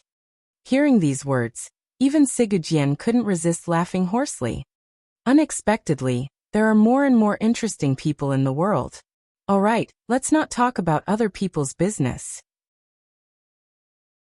Fan Xian stood seriously behind Sigujian. His hands gently rested on the back of the wheelchair. "Since I want to learn, I have to hurry. Should I go bathe and fast for a few days?" Sigujian's expression was strange. Turning his head to glance at him, he said, "Swords are used to kill. Even if you wash for 100 days, in the end, you will still be stained with blood. Why wash?" Fan Xian shook his head and said, "Since you want to teach me, you have to act like a teacher. You should have learned most of the sword techniques from him." Sigujian narrowed his eyes slightly and coldly said, "A sword is a dead object. What holds it is the hand. No matter which direction you stab or chop down from, no matter how many changes there are, it is impossible to exceed 10,000. In the end, space is only so big." Fan Xian listened silently and seriously. To the side, the little emperor also closed her eyes tightly, unwilling to let go of a single word of Sigujian's. Even if her realm was not enough for her to understand too much, forcefully memorizing it, there were still many talented aces in the Northern Qi court, such as Haitang, who was far away on the grasslands. How can a sword stab out and kill someone? This is a problem with sword techniques. There is always a limit to the changes in sword techniques. In tens of thousands of years, who knows how many virtuous people of the past have put in hard work. As the saying goes, there is nothing new under the sun. No matter what kind of change there is, it has long been deduced by others. Thus, the sword technique has never been the most important part. Sigujian's remaining arm rested calmly on the armrest of the wheelchair. He slowly stroked it like he was stroking the hilt of an ancient sword. When you sense a certain realm, you should understand that what you need to consider with a murderous sword is not how to kill, but whether you should kill. It seemed to be a very profound statement, but Fan Xian understood it. Wu Zhu had once talked to Fan Xian about the so-called power. Power was the level of zhenqi cultivation in a person's body, but power contained too many things, such as an aura and specific techniques. Sword techniques, without question, had to be included in power. What Sigurd was talking about now had already surpassed the scope of power. It is the heart and the will. When your power has reached its peak, what you need to break through is the heart and the will, Sigurd said coldly. He then raised his head to gaze at the large tree above his head. In an instant, the sword intent in his eyes pierced the sky. The countless birds and insects in the big green tree sensitively felt the killing intent that filled the heaven and earth. They fled in panic and let out countless bird cries and insect cries. It was extremely mournful. The birds turned into countless black dots and flew out from the deep green canopy, heading straight for the clouds under the sky. They wanted to get as far away from this place as possible. Sigurd voice grew lower and lower. A person is not a god. His physical body is a vessel. In the end, there is a limit. The cultivation of zhenqi and the increase of the real realm will stop when it reaches a certain stage. A stage where the body and meridians cannot hold it. If one continues to forcefully cultivate and increase it, it will only cause their meridians to break, and they will become useless. Of course, rising another foot above the Blue Sea realm is already at the upper 9th level. If one wants to increase it further, it is a very difficult matter. Sigurd eyes continued to gaze calmly at the green treetop. Fan Xian and the little emperor listened quietly to the side. The atmosphere was slightly strange. The little emperor was not a martial ace, so she did not understand. However, Fan Xian immediately captured the true meaning within. Regardless of whether it was Lang Tiao, Yun Jilan, or himself, they had all entered the upper 9th level realm. However, they could no longer increase their cultivation because they had already reached the limits of the human body. No matter how much they cultivated, they could only maintain themselves in this realm. Reality is the water in a jar. The power is the way the water is sprinkled, Sigurd said slowly. Sigurd leisurely said, a jar of water will never be able to nourish 10,000 acres of fertile land. This is the so-called limit. If you cannot break through the boundaries of power, you can forever only sprinkle water one ladle at a time. You cannot change your pettiness. No matter how many sword techniques you learn, there is only so much of the source. Of course, you cannot experience the feeling of a river bursting its banks. Thus, the most important thing is still the zhenqi in the body, Fan Xian unconsciously replied. Fan Xian unconsciously followed up. He thought of the unfathomable way of the emperor's zhenqi in the emperor's body. Between realms, there is always a balance and mutual restriction. Reality is indeed the most important thing. If you cannot grasp a method to release the reality in your body, it is impossible for you to have an extraordinary reality. Just like if a river bursts its banks, if you cannot control the flow of the river water, the mysterious heavens will certainly not grant you a river. Sigurd smiled mockingly. The heavens have the virtue of cherishing life, and will not let a person die so easily. This saying is too idealistic. Furthermore, I have suddenly realized that although you have raised the most warriors in the world, in terms of teaching students, you are actually about the same as Uncle Wu Zhu. Fan Xian sighed. He thought to himself that what Sigurd said was very reasonable. It was just nonsense. Without a method to control the zhenqi in the body, the self-restraint of the human body would not allow the zhenqi to expand limitlessly. If one could not increase the zhenqi beyond that critical point, it would be impossible to grasp such a mysterious method. It was truly nonsense. Furthermore, it was a proposition that did not make sense. Because the zhenqi in the body is no longer at a level that the human body can tolerate, and has already left the boundaries of the mortal world. The method to control this kind of zhenqi should not be something that humans have. Sigurd pulled his gaze back from above and looked at Fan Xian coldly. This is a very natural principle. Then, how do you solve this problem? You must first find a method that does not belong to the mortal world. Perhaps it was because Sigurd had pulled his gaze back, but the wind on the tree had stopped. The leaves swayed gently. The young birds and bugs that had not been able to escape the tree in time sank into silence with the joy of escaping death. It is precisely the will and I spoke of earlier. Sigujian looked into Fan Xian's eyes. He didn't know how much this young man could comprehend. Slowly he said, "Extraordinary strength can only appear in this world through extraordinary methods. You have to forget everything you have ever learned. Little tricks, coffin breaker, Sigu sword, tyrannical methods, Tianyi Dao methods. You have to forget all of these methods that can capture traces. As long as there are traces, there must be a reason to follow. However, the true power of the great Grandmaster realm truly does not have any reason." The pupils in Sigujian's eyes gradually constricted. Looking at Fan Xian, he said in a stern voice, "You have to forget that you are a person. You have to forget that you have hands and feet. You have to forget the hair on your body and the soreness in your bones. Don't try to use any methods that your body can control to calm the jinqi in your body. Only the will can cast aside the restrictions of the physical body." Sigujian's voice gradually became lower, but it was like countless bells ringing in Fan Xian's heart. "Take off your clothes." Taking off his clothes, Fan Xian's heart felt like it had been struck by lightning. Sweat suddenly seeped out of his body and completely soaked his clothes. He was familiar with these words because it was a passage from the records of old sayings, in the 5 classics. When Master Kuhi's teacher, Master Genshin, was comprehending the way, he had once shouted, "The human body is the undershirt. Only by taking it off is the path of the way." On the precipice in Danzhou, at the most crucial moment of his cultivation of the tyrannical martial method, Uncle Wu Zhu had smashed his staff into his head, and also shouted these words. Unexpectedly, he had heard these words again from Sigujian's mouth. There seemed to be the will of heaven in the unseen world. It was also proving to Fan Xian the deep meaning of these words. It was as if it was showing him a completely new, mysterious, immeasurable, and charming realm. After this great Grandmaster Sigujian finished speaking, he didn't speak again. He sat calmly and silently under the tree. Fan Xian's body was covered in cold sweat. He faintly knew he understood something, but in reality, he didn't understand anything.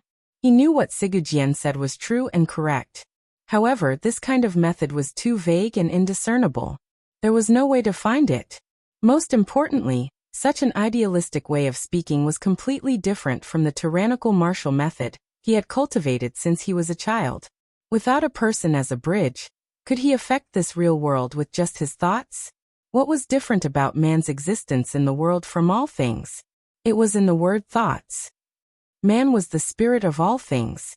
He could speak and think. He could watch flowers bloom and feel joy. He could watch flowers fall and feel sorrow. He could watch the full and waning of the moon, and feel the eternal vicissitudes of heaven and earth. He could watch the rise and fall of the tides and feel the impermanence of life.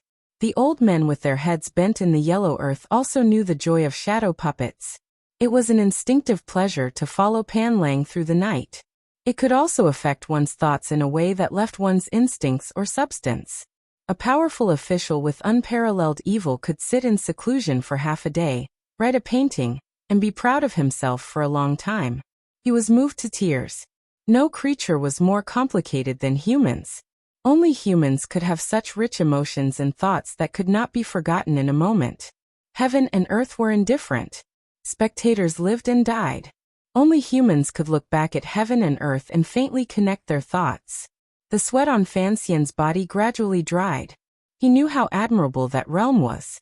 He also knew that it was not a realm that could be reached just because he wanted to. He asked in a raspy voice, "The true Sigujian does not need a sword. How will you teach me?" "This method cannot be passed on.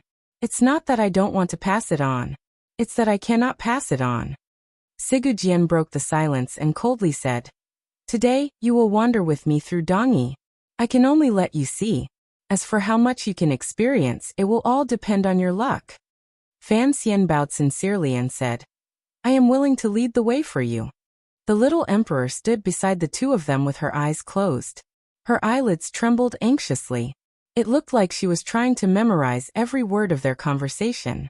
Sigujian did not pay attention to what these two young people were thinking. He indicated for Fan Xian to push his wheelchair away from the tree and toward the bustling interior of Dongyi. At some point, perhaps it was the moment Sigu Jian raised his head to look at the sky, the people under the tree had long scattered in all directions in fear. It was completely silent under the tree. There was only a faint shadow enveloping the ground under the tree. Chapter 641. When three people walk together, there will always be a teacher. Fan Xian and the little emperor pushed Sigu Jian and quietly left the tree. Following the long straight path, they entered Dongyi's busiest street. The travelers who had been resting under the tree had long scattered in all directions in shock. Slowly, the scene they had seen earlier reached the ears of many people. Not many people had discovered who the cripple sitting on the wheel of the chair was. Sigu Jian was Dongyi's god. Not many mortals had seen him before. The pedestrians on the street only felt that the combination of these three people was a little strange. Two very handsome young men were pushing a disabled person in a wheelchair. They didn't look like merchants who were here to buy or sell goods. Nor did they look like tourists who came because of the fame. Fan Xian paid no attention to the gazes around him. He just quietly pushed the wheelchair. His gaze naturally fell on Sigu Jian's shoulder. In the back of his head, he carefully thought back to the Grandmaster realm he had felt under the tree earlier. He was a person who loved to learn. When he had escorted Xiao En back to northern Qi, he had not forgotten to ask Xiao En about court matters. Although there was an unspeakable grudge between him and Sigu Jian, their relationship was incomparably complicated and subtle. Since this great grandmaster was willing to reveal this realm to him and give him a chance to study it, he would not pass it up. Even though Sigu Jian's action hid a dangerous murderous intent, Fan Xian still did not want to pass it up. Perhaps for just one day in Dongyi, he was willing to see Sigu Jian as his true teacher. Of the three of them, only the Northern Qi Emperor's situation was awkward. She seemed to be Sigu Jian's guest, but in reality, she was only a hostage in Fan Xian's hands. At this moment, she was purely a traveling companion. She was unable to understand the silent communication between Sigu Jian and Fan Xian. She could only watch helplessly and say nothing. After leaving the tree, Sigu Jian did not bring up those profound words again. Fan Xian also did not ask him seriously for guidance. It was as if the two of them had forgotten what they had talked about earlier, and what they wanted to do. They only quietly and freely strolled through Dongyi, walking amidst the gazes and whispers of the people around them. Just as Sigu Jian had said, there were many things that could only be understood and not conveyed. Since it was so, there was no benefit in saying more, so it was better not to say it. After walking for a while, perhaps Fan Xian noticed the little emperor's uneasiness. He glanced at her with a slight smile and quietly said something. A strange smile rose to the little emperor's cold face. Sigu Jian took the two juniors to some old and rundown buildings. They were the places where the Yi family had made their fortune many years ago. Now they had long been used for other purposes. The people who lived there would never have thought that the greatest merchant in the world had once lived in these rooms. Fan Xian knew what Sigu Jian wanted to tell him, and what he wanted to influence him, but he maintained his silence. It was not until they reached the Yi family's glass workshop that he quietly asked, "Later on, you became the protector of Dongyi. Why did Yi Qingmei, my mother, leave with Uncle Wuzhu?" Fan Xian knew that period of history. After Yi Qingmei and Wuzhu left Dongyi, they did not enter the surrounding vassal states. Instead, they found their way south of Dongyi and north of Danzhou. They found a path between the precipitous cliffs in that wild and primitive forest, and went directly to Danzhou. That path was like a sheep's intestines and heavenly stairs. It was difficult to walk, but it was still a path. During the Dong Mountain incident 3 years ago, Yan Xiaoyi had used this path to sneak out and surround Dong Mountain with 5,000 soldiers. After the incident, regardless of whether it was the Qing Kingdom or Dongyi, they all invested boundless enthusiasm and caution into this secret path. Both sides placed heavy troops on both ends of the path. Fan Xian did not care about this path. He only cared about why Yi Qingmei had left Dongyi. By the seaside in Danzhou, Yi Qingmei had met the emperor, his father, and that old man, Chen Pingping. From then on, the glorious career of the Qing Kingdom's Gang of Four began. At that time, I had just taken over the city lord's manor. The sword hut had just opened. There was an uncontrollable anger in his cold words. Your mother's departure had nothing to do with whether or not I was powerful.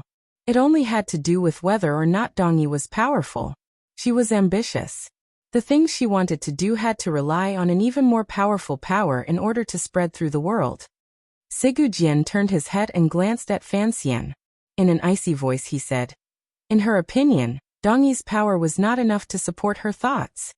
Fan Xian silently pushed the wheelchair. He understood what was going on. Since Yi Qingmei had chosen to enter the world in Dongyi, because she pitied the suffering of the people, this idealistic woman who had once shone with boundless light would certainly think of a way to perfect this matter.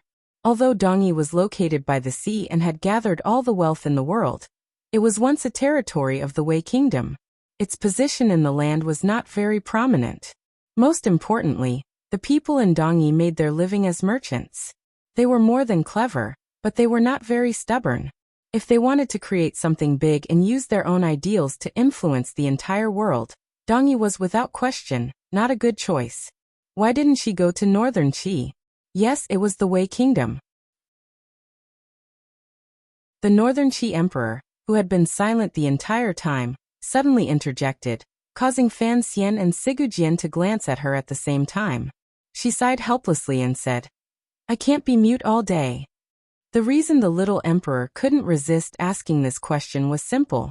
Before hearing today's story, as the emperor of northern Qi, she already had a deep understanding of the Yi family, once the foremost family in the world. She had a faint sense of admiration for that Yi woman. Later, after she took over the government, she worked hard to collude with the Qing Kingdom's Jiangnan Palace treasury. She knew just how much influence the palace treasury could have on a country. Thus, she was very regretful and curious as to why Yi Qingmei had not gone to the Wei Kingdom, which was now her own country. If she had gone, perhaps Fan Xian would have been born in Shangjing. Perhaps northern Qi would not be as difficult as it was now. Of course, the biggest possibility was that Fan Xian would no longer exist in this world. Fan Xian smiled and explained in front of Sigujian. Back then, the Wei Kingdom controlled the entire land. It was the place where the feudal and decadent powers were most concentrated. Although it is said that a revolution should go to the most difficult place, in reality, it is not realistic. At that time, the Qing Kingdom had already been at war with Shihu for many years. The power of the country was beginning to show signs of youth. However, it was only in a corner and did not attract much attention. Additionally, the Qing people's personalities were open and unyielding, so they were more receptive to new things. Thus, it was not surprising that Mother chose the Qing Kingdom.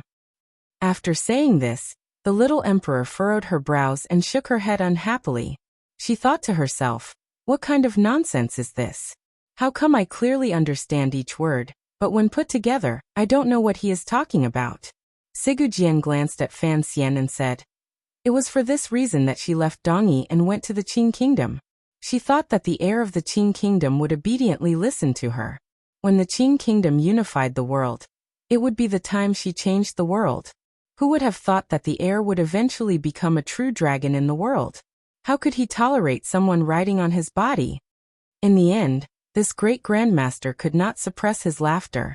There was a hint of joy in his laughter. Fan Xian was slightly angry in his heart. He stared at him coldly. Sigujian did not care about his gaze at all. Coldly he added, when I was young, I tasted countless joys and sorrows in the human world. I almost lost my life a number of times. Who knows how many of the servants and wet nurses who raised me died? Once I had power in my hands and my swordsmanship was beginning to form. When I entered the manor of the master of the city, I was determined to kill for revenge. However, I was stopped by your mother. Since your mother has left Dongyi and gone to the Qing Kingdom, I can kill as I please. Sigujian lowered his head slightly. In one night, I massacred over 100 people in the manor. In one night, my aura was in chaos and my realm began to form. Of course, after that matter, your mother and I broke off any correspondence. From then on, we were strangers. Sigujian gently patted the armrest of the wheelchair. His words were filled with sorrow, hatred, and sharpness. Fan Xian mockingly said. Don't tell me that things are still so common. Don't tell me you are also one of my mother's admirers? Sigurjian mockingly said. No matter how beautiful she was or how capable she was, in my eyes, she was still that little girl under the tree. I have no interest in strange things. In this life, I only love the sword in my hand. Fan Xian could clearly feel the long-suppressed resentment in Sigurjian's chest. Perhaps it was a sense of loneliness after being abandoned. Perhaps it was because this great grandmaster saw Yi Qingmei's heart-wrenching end, but was powerless to change anything. Sigurjian had gone to the Qing royal palace 3 times with the intention of assassinating the Qing emperor. Because of the grandmaster ace who never appeared in the royal palace, he had returned. He could not use his life as a gambling stake. His life represented the countless lives in Dongyi. Yet he still went to the Qing kingdom. Just this proved his power. Why did Sigurjian want to assassinate the Qing emperor? In the past, perhaps people thought that under the threat of the Qing kingdom, Dongyi was like a bird's nest in a storm, and could be destroyed at any moment. Thus, this great grandmaster who used the sword tried to use his powerful martial power to change the course of history. After hearing so many stories and seeing so many of the marks Yi Qingmei had left in Dongyi, a different thought suddenly welled up in Fan Xian's heart. Perhaps Sigurjian wanted to assassinate the Qing emperor, because he was angry at the Qing emperor for not protecting Yi Qingmei. The 3 of them gradually became silent again. It was impossible for Fan Xian to express his gratitude to Sigurjian for assassinating the emperor. The little emperor also could not say to himself that he had a good time today. Sigurjian's expression also became stern. It was hard to tell whether he was happy or angry. The 2 of them didn't disturb him. The wheelchair rolled along the streets of Dongyi. The creaking was crisp and clear. It was as if it could travel along the long streets all the way to the harbor at the end. It could even travel to the ships and then be taken to other unfamiliar places in this world. Fan Xian suddenly raised his head. A clear light appeared in his eyes as he scanned his surroundings. What startled him from his thoughts was the clear and terrifying creaking sound beneath him. It was daytime. In his observations 2 days ago, it should be the busiest time in Dongyi. Merchants selling goods, travelers from afar, and sightseeing guests would all crowd here and make a racket. Why was it so quiet now? Even the creaking of the wheelchair could travel so far? He looked at the scene in front of him and took a deep breath. His face was slightly pale. His heart was filled with shock. The expression of the Northern Qi emperor, who was pushing the wheelchair beside him, also changed slightly. Although she had seen such a scene countless times in her life, suddenly seeing it today still made her feel indescribably shocked. There was not a single person on the street. There wasn't even a scrap of paper. There were only green stone slabs, pieced together into the distance. All of the merchants and travelers were squeezed under the eaves on the 2 sides of the street. They knelt on the ground and bowed toward the center of the clean street, not moving at all. The little emperor knew that these foreign people were not bowing to her. They could only be bowing to the great grandmaster in the wheelchair. She couldn't resist looking at Sigurjian's shoulder with a questioning gaze. Only now did she know that Sigurjian's position in the hearts of the Dongyi people was even higher than that of an emperor. There were no soldiers to suppress them or open up a path. Everyone prostrated to the ground and bowed toward Sigurjian in the wheelchair. It was like they were looking at the god in their hearts as they slowly walked toward the end of the street. Everyone in the world knew that this great grandmaster was about to die. Not many people in Dongyi had seen this great grandmaster's true face.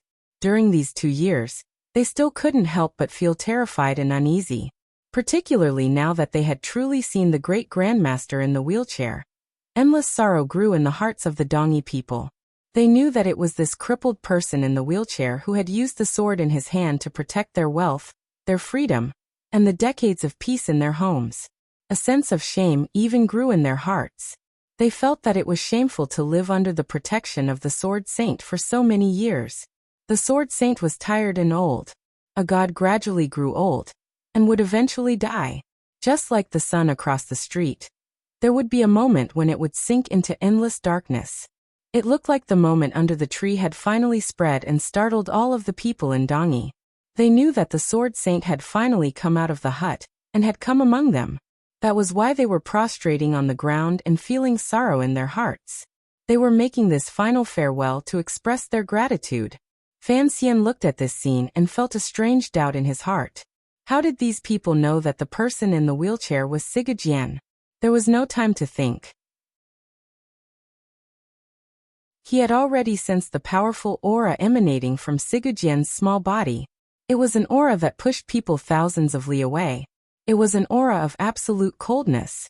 It was a completely different aura from the tens of thousands of people prostrating on the sides of the long street.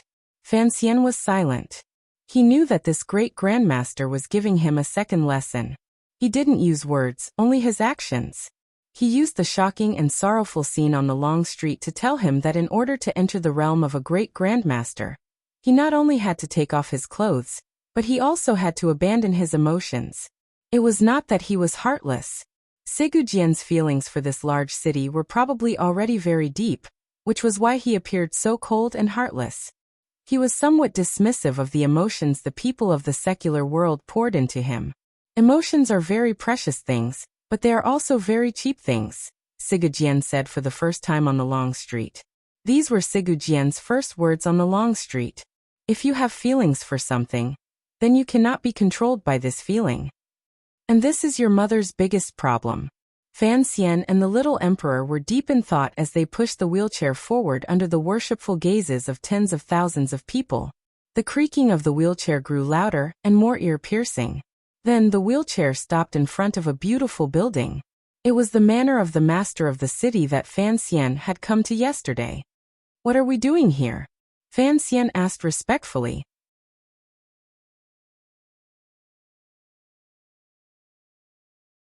Chapter 642. I don't know why, but I felt very tired these past few days. I've wanted to sleep every day. Is this the legendary autumn sleepiness? If everyone thinks this chapter is passable, throw in 2 monthly votes and praise it. I still want to keep up with the large group of monthly votes. Many thanks, many thanks. After the wheelchair entered the manor of the master of the city, the street outside remained absolutely silent. Although the people of Dongyi straightened their bodies from under the eaves, no one left. No one discussed. They only looked fearfully and uneasily in the direction of the manor of the master of the city. Countless gazes were focused in that direction. They didn't know what was happening inside, or why the sword saint had come alone to the manor of the master of the city. It was to kill. Regardless of whether Sigujian, the great grandmaster, decided to tie Dongyi to someone's carriage or step onto someone's road before he died, whether it was north or south, it was all his decision. All of Dongyi, including the surrounding vassal states that had submitted, had to follow his will. Although this great grandmaster was about to leave, he still would not allow anyone in his domain to secretly have disloyal thoughts and collude with the disciples of the hut. Before he made his own decision, they would arrogantly make a decision for him, deciding the direction of Dongyi and the life and death of countless people in the city. This was within the scope of a god's work. No mortal could interfere, not even the eldest disciple of the sword hut, or the manor of the master of the city who maintained daily order in Dongyi. The master of the city was the last distant relative Sigujian could find in a remote and desolate place after he had massacred his clan. Those who went against him would die without a doubt. This was the so-called will of a grandmaster. This did not need to be emphasized. It was just a natural bottom-line principle. It was only for Fan Xian to see it more clearly that Sigujian had brought him here. After the little emperor stepped into the manor of the master of the city, her face became very pale. It was as if she was about to become transparent. There was a sense of loss and shock that could not be erased in her eyes. She knew what Sigujian wanted to do. Other than Yun Jilan, Northern Qi's greatest support in Dongyi was the people in the manor of the master of the city. The little emperor had been hoping that these two powers could help her convince Sigujian and have Dongyi leave the Qing kingdom's control. If Sigujian was going to wash the manor in blood, it showed his attitude. The little emperor felt slightly dizzy. Tightly biting her lower lip, she stood silently behind the wheelchair. Fan Xian glanced at her calmly. Seeing the paleness of her face, his heart jumped slightly. He reached out and patted her shoulder to express his comfort. This was not the consolation of a victor to a loser. It was just that his heart had been pierced by the sword intent of the expert in the wheelchair, causing his eyes to blink uncontrollably. After Sigurjian entered the manor, the emotion in his eyes gradually became indifferent. There wasn't even a glimmer of coldness. Several people knelt down at the stone steps of the second gate of the city lord's mansion and welcomed the arrival of the sword saint in fear and trepidation. They lowered their heads and kowtowed. With this kowtow, their heads were like fruits ripening in autumn. Breaking their branches, they fell and rolled on the ground. There was an extremely smooth cut on their necks, as if they had been cut by an unparalleled sharp sword. Sigurjian, in the wheelchair, did not have a sword in his hand. The little emperor stared at the rolling heads on the ground. Her face grew paler and paler. Even her tightly pressed lips became whiter. Fan Xian's hand tightened slightly as he held onto the wheelchair. The veins on it were faintly visible. A drop of cold sweat dripped down from his forehead. He knew Sigurjian had come to kill and teach him how to kill. He had not thought that this great grandmaster would only need to think for a few lives to cease to exist in this world. The heads rolled to the side, drawing out a streak of blood. They crashed into the moss in the corner of the wall and stopped. Fan Xian's lips were a little dry. He unconsciously wanted to stop Sigurjian's following actions. He tightened his hand, intending to stop the wheelchair at the bottom of the stone steps. If the manor of the master of the city was massacred, it would make the agreement between the Qing kingdom and Dongyi without any power to oppose it. Even the disciples of the sword hut who did not agree with Sigurjian's will would, because of the blood, once again experience the ruthlessness and power of their sword saint teacher.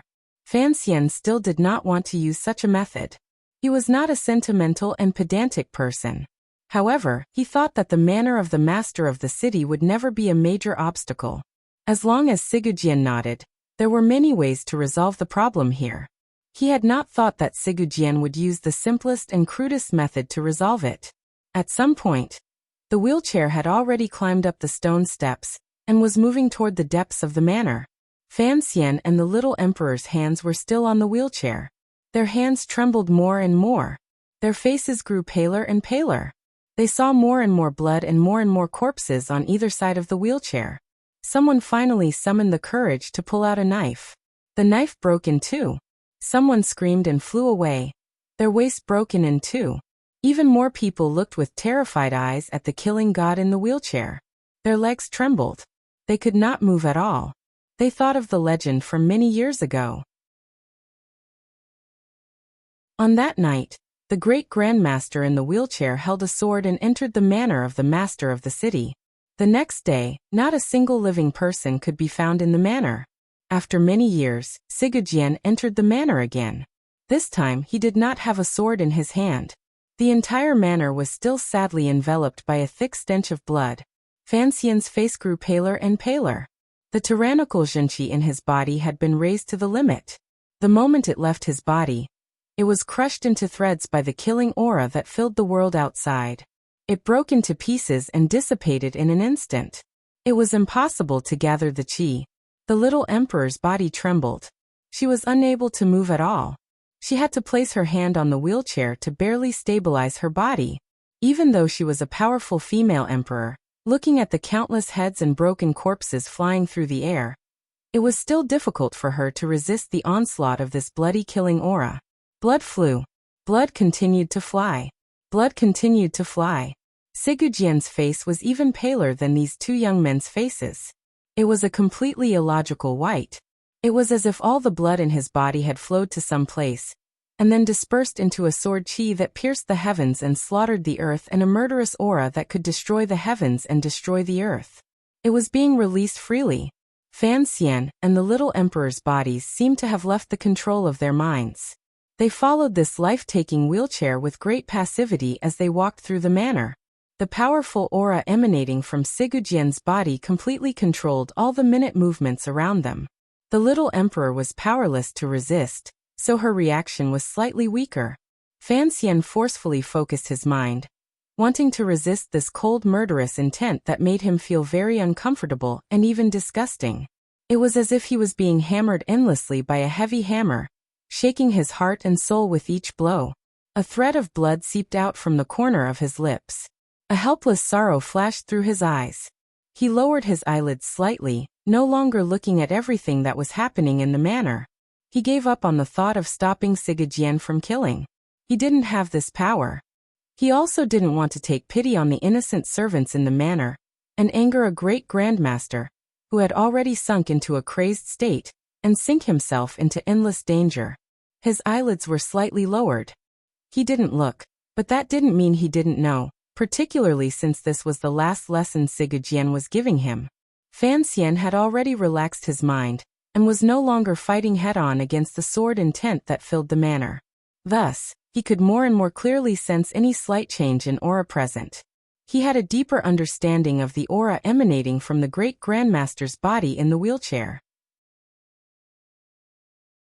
This aura caused him to frown because he detested this aura. Not only did this aura reek of blood, but it was also devoid of emotions. There was only indifference, a kind of indifference that came from looking down on others.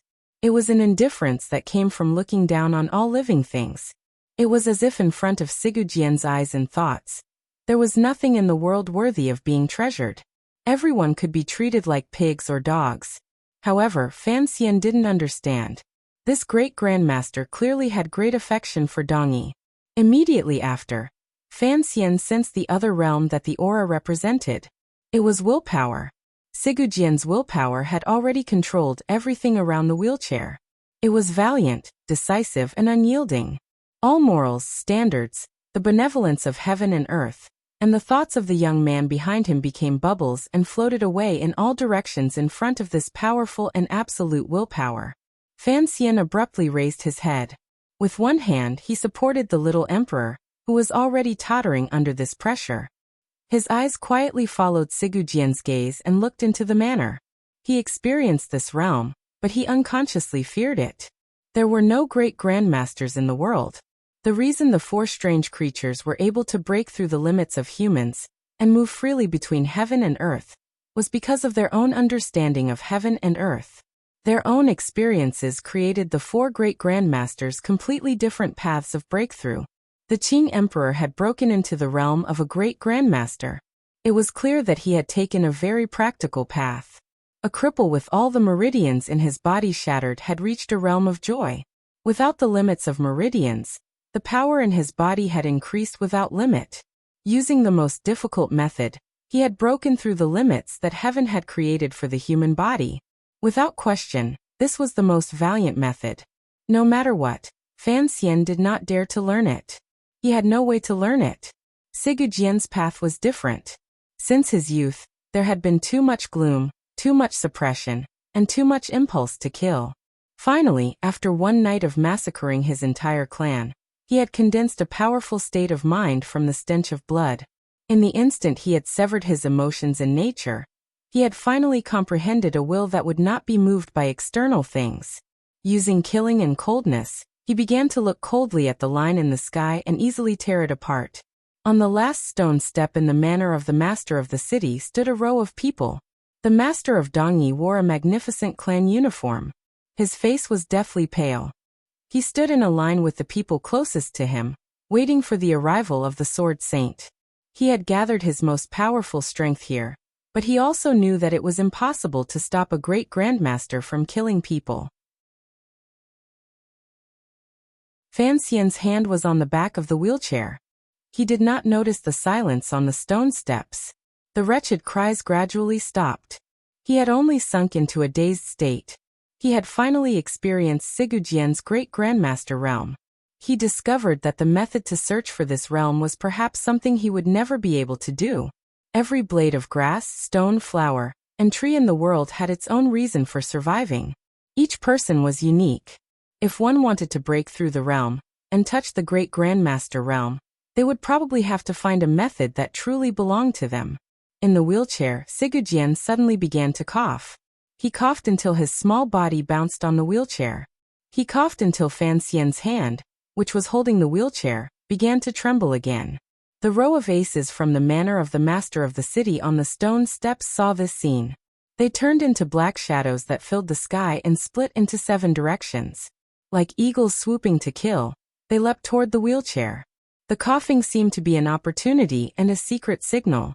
The aces from the manor of the master of the city did not hesitate and attacked explosively.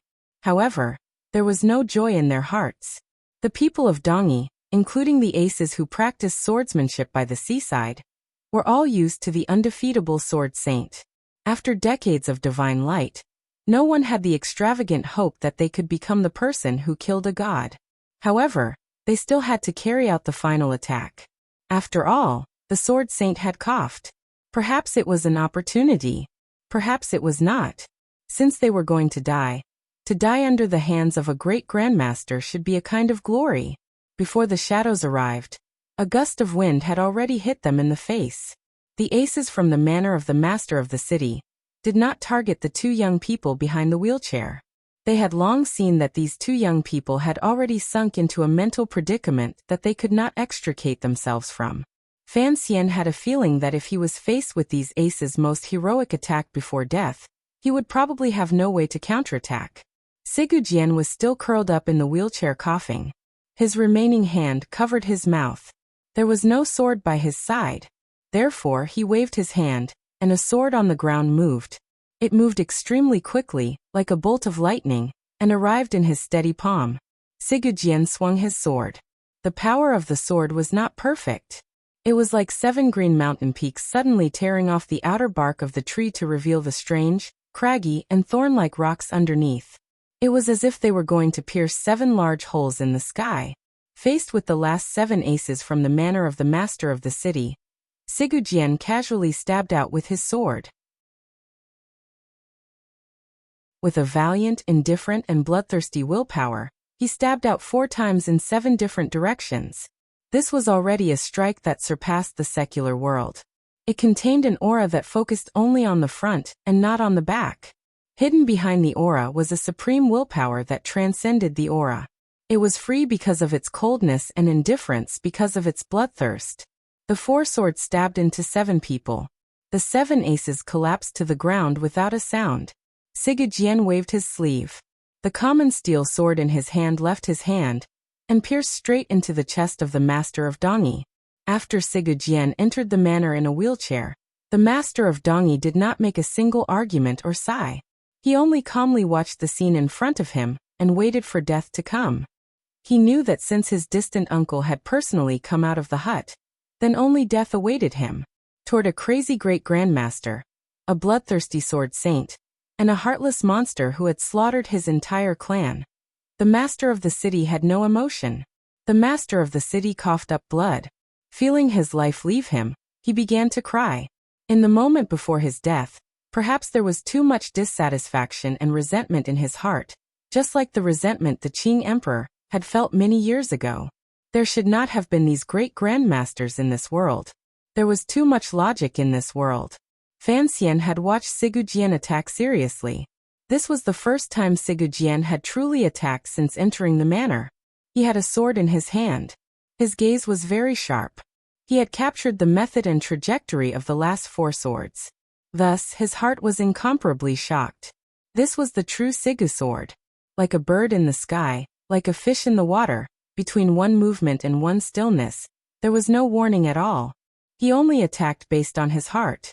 It was not just a valiant act of looking ahead and not caring about the back, looking left and not caring about the right. The 4 swords were elegant and cold to the extreme. One glance could topple a city, the second glance could topple a country, and the third glance troubled the plans of the world. It made a hero cry. Pulling out his sword, Sigu Jian's heart was at a loss. He did not see the ancients before or after. He watched the long passage of heaven and earth and cried alone. In Suzhou, Yi Luyan had once split half a building with one strike. Fan Xian had thought that the pinnacle of sword skill in the world was nothing more than this.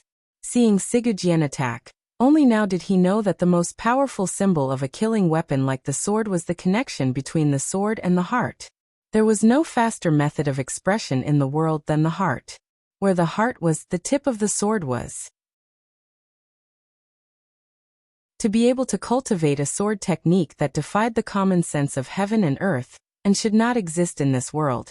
Even the person controlling the sword would feel a glimmer of awe.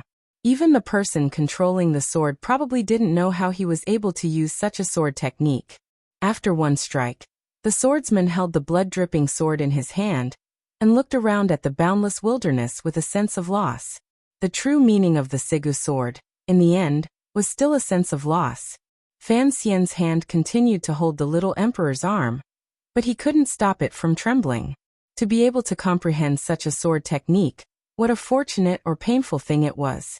On an unknown tree by the master of the city's manor, a crow that had been curled up and peeping for half a day finally could no longer withstand the will that filled heaven and earth. With a caw, it flew away. Sigu Jian's eyes were cold. He coughed up blood at the corner of his mouth. His face was terrifyingly pale. His small and thin body was completely curled up in the wheelchair. Of the two young people behind him, one was at a loss and the other was stern. Beside them were pools of blood and corpses. Fan Xian lowered his head. A strange thought surged in his heart. He seemed to be able to sense that the great grandmaster in the wheelchair had reached the end of his life. In the end, he had still pulled out his sword. Although these 4 strikes were beautiful and cruel, compared to 3 years ago on Dong Mountain, when Sigu Jian had killed 100 tiger guards with 1 strike, the Sigu Jian now was clearly much weaker. The body of the master of Dongyi slowly knelt down in front of the wheelchair. It was as if he was expressing his final submission.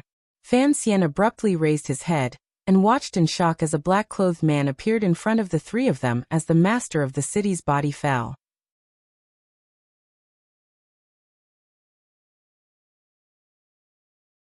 Chapter 643. The black-clothed man was the shadow. Of course he was the shadow. He and Fan Xian quietly entered Dongyi. After arranging everything with the subordinates of the Overwatch Council, they disappeared. When Fan Xian charged into the sword hut, he was not there. Fan Xian knew what the head of the 6th Bureau of the Overwatch Council would do once he saw Sigu Jian. Suddenly, the shadow appeared in the manor behind the body of the master of the city.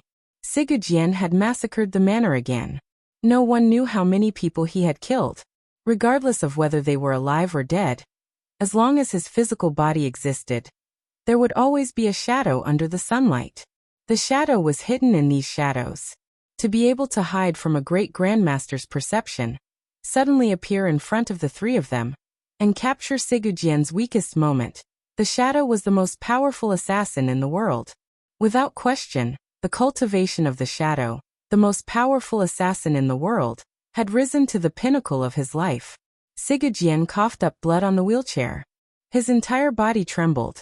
His body shrunk slightly, and his face was pale. Killing 7 people with 1 strike made the great grandmaster, who had forcefully dragged it on for nearly 3 years after being heavily injured, feel a glimmer of fatigue. What consumed the most of his energy was Fan Xian's hands, which were imbued with tyrannical zhenqi, on the back of the wheelchair. From the moment he stepped into the manor, Fan Xian's intentions were in opposition to Sigu Jian's. Sigu Jian forcefully released his power and forcefully suppressed the will in Fan Xian's heart. However, Fan Xian was, after all, a 9th-level ace. Other than killing people, Sigu Jian still had to focus his thoughts on him and control his mind. It took too much time, so he couldn't help but feel a bit weak. Most importantly, it was the injury he had received on Dong Mountain 3 years ago.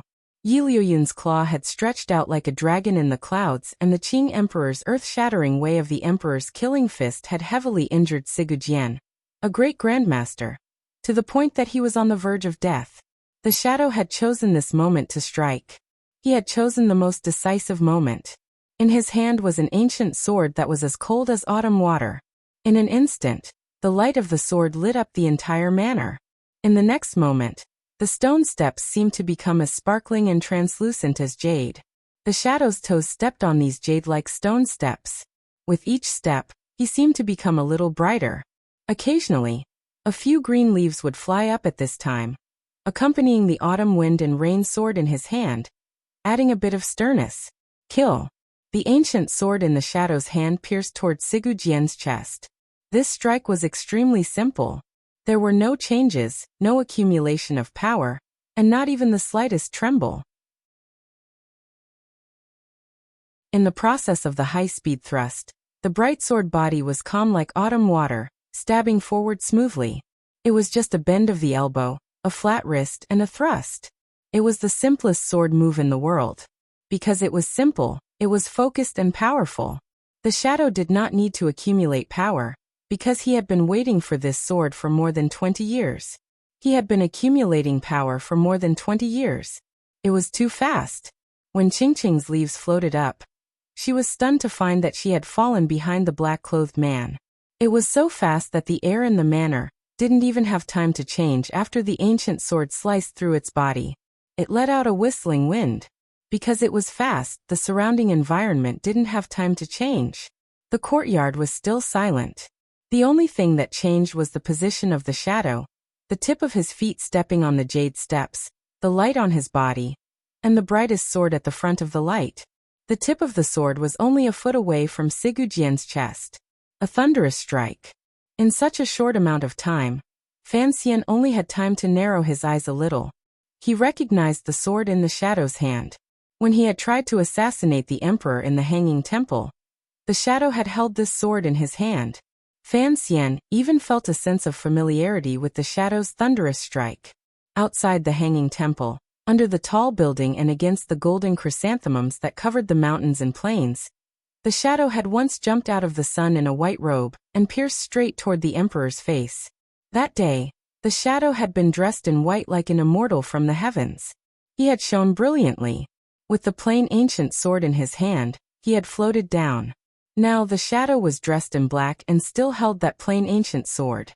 The light on his body still shone wantonly, but it carried a coldness that came from the deepest depths of the earth. It was like a resentful spirit that had been imprisoned for tens of thousands of years, and wanted to use this sword to release all of its resentment. Fan Xian's hand continued to hold the little emperor's waist. His pupils constricted slightly, but his body didn't have time to move. His heart was filled with shock. Stepping on the stone steps and crossing the green leaf. How unstoppable was this sword strike? How fast was it? It was so fast that even he couldn't react to it at all. It had even faintly broken through the limits of time. The shadow was the most powerful assassin in the world. He was the closest protector of the Overwatch Council's first and last masters in the night. After he escaped Dongyi, he had always been immersed in darkness and had never walked under the sun. Even when he was assassinating the emperor in the Hanging Temple, that seemingly brilliant strike actually contained care and caution. If the strike didn't hit, he would immediately retreat. And today's shadow was completely different from the shadow of the past. His entire being seemed to be immersed in darkness and negative emotions, but this sword strike was extremely open and aboveboard. His decades of cultivation were all condensed into this sword strike, and he didn't leave himself any path of retreat, He only wanted to advance. With boundless courage and determination, he chose to advance. He only wanted to send this sword into Sigujian's chest. At this moment, the shadow was no longer an assassin. He was a swordsman, a vengeful swordsman. A swordsman worthy of respect and admiration. The thunderous strike was softer than the wind, more traceless and faster. It was more dazzling and shocking than lightning. This was the most powerful strike the shadow could demonstrate. Regardless of whether it was Fan Xian, Haitang, or anyone else, sitting in a wheelchair and suddenly facing this strike, they would probably not be able to escape. This was the first strike the shadow had truly struck out in 20 years. It was a strike that had been tempered countless times with the river of time, resentment, and netherworld emotions. In the final moment the tip of the sword broke through the air. It faintly reached another level. Just like what Sigujian had taught Fan Xian earlier. It could only be like this when one's heart was connected. Nothing was faster than a person's heart.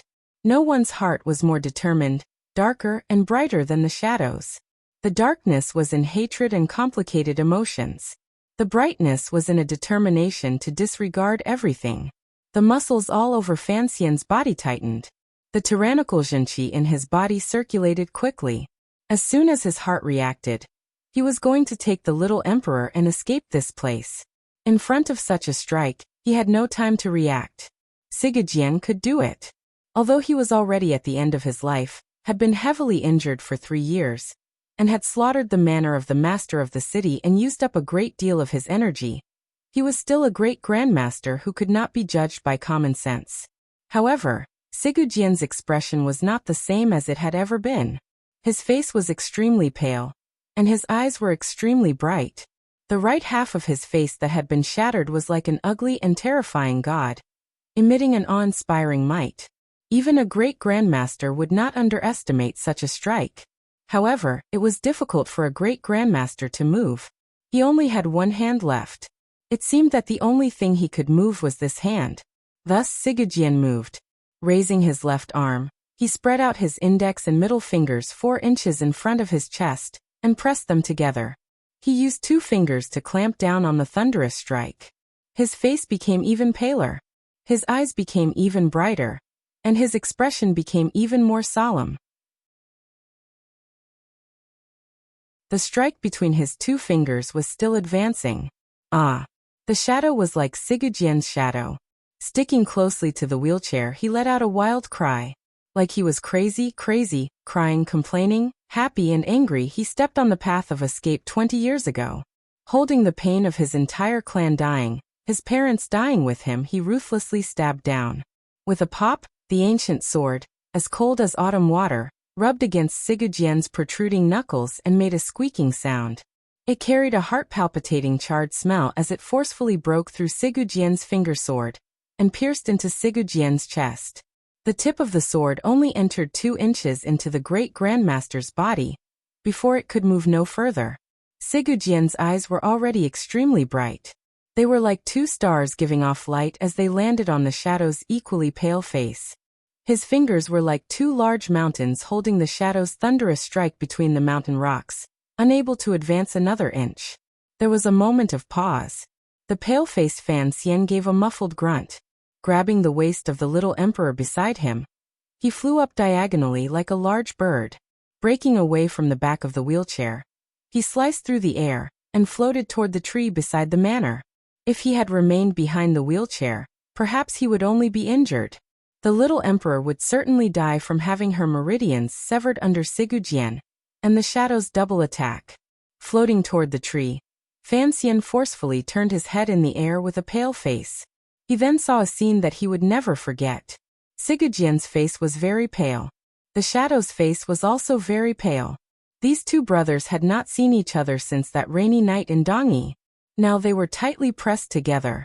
Their cold faces reflected each other. It was not interesting. It only chilled one's heart. Their bodies were very close to each other. There was only a sword between them. On Sigujian's chest, the tip of the sword brought out a spray of fresh blood as it stubbornly tried to burrow in. It was like this great grandmaster did not feel anything at all. He only looked at the shadow with his bright and somewhat terrifying old eyes. The 2 fingers of his left hand held the sword steadily and terrifyingly. Well, thoughts, just a glance. In an instant, the air in the courtyard of the city lord's mansion suddenly changed. It was as if countless wind blades had appeared out of nowhere, slicing through the air and emitting a chi-chi sound. They came from all directions, following a strange trajectory that could not be seen by the naked eye, and slashed towards the center of the city. They sliced toward the shadow's body. The shadow was still wearing the special robes of the Overwatch Council. This kind of clothing was a product the Third Bureau had developed for many years. Under the attack of the sword chi that filled the sky, it could only resist for a moment before it began to break apart weakly. Small holes opened up. The material of the clothing opened up like a baby's mouth. Countless holes appeared on the shadow's body in an instant. Blood began to seep out. Sigujian's true counterattack was not outside his body. Rather, it was inside the shadow's body. That powerful, cold and bloodthirsty sword intent followed this finger and glance and mercilessly entered the shadow's body, causing his internal organs to tremble at the same time. Fresh blood seeped out of his body and flowed out along his lips. On the shadow's pale face, blood flowed endlessly from his lips. It flowed and did not flow. It was as if there would never be a moment to stop. However, the shadow did not show a glimmer of fear. On the contrary, he smiled. A trace of a bitter smile rose to his pale and ordinary face. His laughter rang through the surroundings of the manor. There was a crazed sobbing in his laughter. Ah! The shadow howled crazily like a wild beast crying in pain. He sent all the zhenqi in his body into the sword in his hand. He did not care at all about the pain on his skin. He only cared about the distance between the tip of the sword and Sigujian's heart. A powerful wave of qi exploded between the two of them, shattering the leaves around the wheelchair into threads and turning them into nothing. In the end, the wheelchair was not a person's legs. Following the shadow's complete outburst, the wheelchair quickly retreated faster and faster. The sword between Sigujian's fingers was also moving at a very slow speed toward his body. Sigujian's face grew paler and paler, and his eyes grew brighter and brighter. The shadow's face also grew paler and paler. Fresh blood flowed from his lips faster and faster. A bloody path appeared on the ground. What Fan Xian saw was this scene. Two pale people, one vomiting blood and the other silent, were carrying out the craziest and calmest killing. His hand involuntarily began to tremble. He didn't like Sigujian. Naturally, he should help the shadow. However, if he wanted to attack, he would have already done so when he was behind Sigujian. Given Sigujian's crippled body, if Fan Xian and the shadow, two powerful warriors, attacked at the same time, there was a chance of success. The shadow would not be as bitter, sorrowful, or painful as he was now. However, Fan Xian still did not attack. He only trembled and coldly watched this scene. This had nothing to do with the agreement between the Qing kingdom and Dongyi. It had nothing to do with Sigujian's past friendship with his mother, Uncle Wuxia, and Sir Fei Jia. He had agreed to create an opportunity for the shadow to take revenge, but he would not participate in the process of the shadow's revenge. Although he didn't know what kind of past stories and secrets were behind the massacre of the master of Dongyi's manor, he respected the shadow. The shadow was a proud swordsman. At least today he was not facing his elder brother as an assassin. The pride of Dongyi was the eternal fear and pain in the shadow's heart. If Fan Xian attacked now, the shadow would not agree. Fan Xian understood this, so he chose to watch from the side, trembling as he watched. With a clatter, the wheelchair finally retreated to the back of the courtyard. Under the stone steps on the other side, there was no way back. With such a high-speed collision, the wheelchair immediately broke into countless wooden shards. Covered in blood, the madness in the shadow's eyes flared. Finally, he pushed the sword in his hand forward another inch. For this inch of distance, the shadow had paid a great price. Sigujian's lips trembled. He laughed in a strange and raspy voice. Amidst the laughter, he, who had fallen to the bottom of the stone steps, exerted strength in his fingers. The sword stuck in his chest broke with a crack. The shadow did not laugh. The tip of the sword broke in Sigujian's chest. He still held the broken half of the sword in his hand. It seemed that his momentum did not stop for a moment. The broken half of the sword followed the trembling tip of the sword in Sigujian's chest and stabbed down again, piercing deeply into Sigujian's chest. From appearing behind the master of the city's body to stepping down the steps, stabbing into Sigujian's chest, retreating 30 meters toward the wheelchair, and finally stabbing down with the broken sword, the shadow's glowing thunderous strike was actually only one strike. It did not break. The unbroken sword intent continued to this day. It was the only strike. In this life, the shadow would only have one chance to use such a strike. The broken sword, which was not sharp, pierced into Sigujian's chest. It was not smooth. On the contrary, there was an astringent feeling. It was as if it was cutting through flesh. It was very painful, very painful. The shadow seemed to be able to feel the other party's pain because he himself was also in pain. His entire body trembled in pain. He lowered his head and silently stabbed and cut, severing the past from more than 20 years ago. At this moment, the shadow seemed to see many things. He saw that many years ago, that idiotic older brother of his had secretly built a small grass hut on a piece of wasteland on the outskirts of the city. Then, he had proudly said that this place would be the holy land of martial arts in the future. He was still a child and looked disdainfully at the broken-down grass hut. He watched the blind man and woman who occasionally entered the grass hut. One day, the child became interested in the sword. His idiot brother asked seriously, "Do you want to learn? If you want to learn, I can teach you." Learning the sword was a difficult and dry matter. The two brothers in the grass hut became idiots in everyone's eyes. Everyone said that perhaps the manner of the master of the city had offended the temple for there to be two idiots. No one in the manor paid attention to these two idiots. Perhaps something terrifying had happened at the time, but he didn't know. He was only a child. Then, on that night, everyone died. The person the child hated died. The person he loved died. The cat and dog he raised died. His brothers, sisters, uncles died. Even his parents who loved him so dearly died. Not a single person could survive. Only his entire body trembled as he stood behind the curtains of the mansion. He looked at the bloody sword in his idiotic big brother's hand, and the pair of expressionless eyes. He began to feel afraid because he was sure that if he did not leave, this idiotic big brother would definitely kill him. That was perhaps the night Sigujian truly became a great grandmaster. It was also the night the youngest man in the manor began to flee for his life. From that night onwards, the shadow became a shadow. He could only live in the darkness forever, and never saw a glimmer of sunlight again. His chest was filled with anger, hatred, resentment, and fear. He didn't dare sleep at night because each time he did, he always seemed to see that pair of expressionless eyes. Thus, the shadow's face grew paler and paler. He knew that if he couldn't kill that person, he could only spend the rest of his life in darkness. That person had become a sword saint and the master of Dongyi. Each time he heard this news, he felt that he could forever be that blood-covered, trembling and silent child. Many years later, the sword that had accumulated 20 years of hatred, vengeance, and fear finally pierced into that person's body. This sword pierced through 20 years of time. Carrying incomparably complicated emotions, it finally tasted that person's blood. However, the shadow was not completely free. His entire body continued to tremble because he found that there was still so much blood on his body. Sigujian was still not dead. Sigujian's body was also covered in blood. However, it was unknown which was his and which was his brother's. The blood of brothers could often be exchanged, but it shouldn't be exchanged like this. The clothes on the two of them had been torn into countless pieces by the sword chi that crisscrossed the manor. They hung wretchedly on their bodies.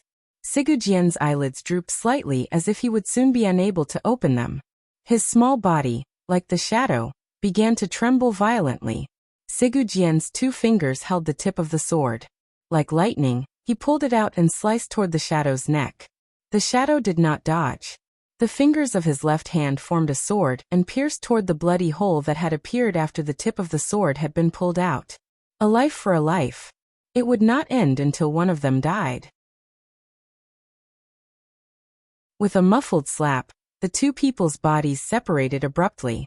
The shadow was like a rock, kicking up a trail of dust. He quickly followed the bloody path back, and crashed heavily into the stone steps. Coughing up blood endlessly, he found it difficult to stop breathing. Sigujianji sat on the other side of the stone steps. There was half of the broken sword on his chest. The other half of the sword tip was held between his fingers. He looked coldly at the shadow on the other side of the stone steps. A trickle of blood slowly trickled down from his lips. The courtyard of the master of the city's manor sank into a terrifying silence. Fan Xian and the little emperor stood far away under a tree, watching the scene of brothers killing each other with pale faces. The little emperor didn't know who the black-clothed man was, but she could see that his strength was extremely powerful. Otherwise, he would not have been able to last so long with Sigujian. Fan Xian knew that in the end, it was the shadow who had lost. Although Sigujian had reached the end of his rope, a great grandmaster was still a great grandmaster. As long as he still had a breath, he could still proudly stand at the pinnacle of martial arts in the world. Although he was constantly being blown by the mountain wind, and was in constant danger of falling into the mundane world, in the end he still stood firm. However, the shadow should feel proud. Fan Xian's eyes were slightly moist. He also felt proud for him. A 9th-level ace appeared powerful, but to be able to injure a great grandmaster into such a wretched state in a one-on-one duel was truly an exceptional performance. In the last moment, Sigujian had already used his great grandmaster realm and powerful willpower to control the situation. It was clear he could have killed the shadow. Why didn't he do so? Did he feel pity for his own brother? Fan Xian did not believe that this bloodthirsty and murderous great grandmaster would have such a warm feeling. After the scene was silent for a long time, Sigujian suddenly asked in a raspy voice, "If we count it seriously, you should be the first disciple of the Sword Hut." The shadow lay in a pool of blood and didn't reply. He only looked at him emotionlessly and unconsciously. Sigujian coughed endlessly and said, "To be able to use such a strike as you did today, you should be proud." A moment later, the shadow suddenly opened his mouth and said, "Why?" Why had Sigujian's temperament become deranged that year, killing in all directions, slaughtering his own clan, and not even sparing his own father and younger brother? This question had circled around the shadow's heart for many years. Under these circumstances, he finally asked it. Sigujian knew what he was asking, and so did Fanxian. However, Sigujian did not answer the question. He only coldly said, "Those who stand in my way must die. You have followed us for a day and watched for a day. I had thought that you understood something by using that strike. Unexpectedly, you would still ask such a childish question. Little brother, you truly disappoint me." After these words were said, Fanxian's heart jumped. Sigujian had long sensed that the shadow had been following him. Sigujian's teachings to him were not only targeted at him. He also hoped that the shadow spying in the dark would be able to sense something from it. The shadow was also silent. His ordinary eyes stared viciously at Sigujian at the foot of the stone steps in the distance like a wild beast. He didn't say a word. He didn't need to debate what he should believe between the tragedy of the past and the words he said today. He only needed to confirm what he believed. Fanxian followed the shadow's gaze and looked at the terrifying wound on Sigujian's chest. It was a blur of flesh and blood with a faint green light glowing on it like some kind of poison. Miraculously, it maintained the last signs of life in the organs that should have rotted to death. This was the punch the Qing Emperor had given Sigujian on Dong Mountain. Sigujian should have died a long time ago, but he had been able to drag out his life until now. There had to be something hidden, particularly the terrifying wound on his chest. Sigujian coldly used the last of his clothing to cover the wound on his abdomen. He glanced at the shadow and then at Fanxian. He said his last words. "A swordsman is a lethal weapon. Only saints can use it." Fanxian was silent. He immediately understood the meaning of Sigujian's words. A swordsman was a lethal weapon. Only saints could use it. Saints were originally emotionless.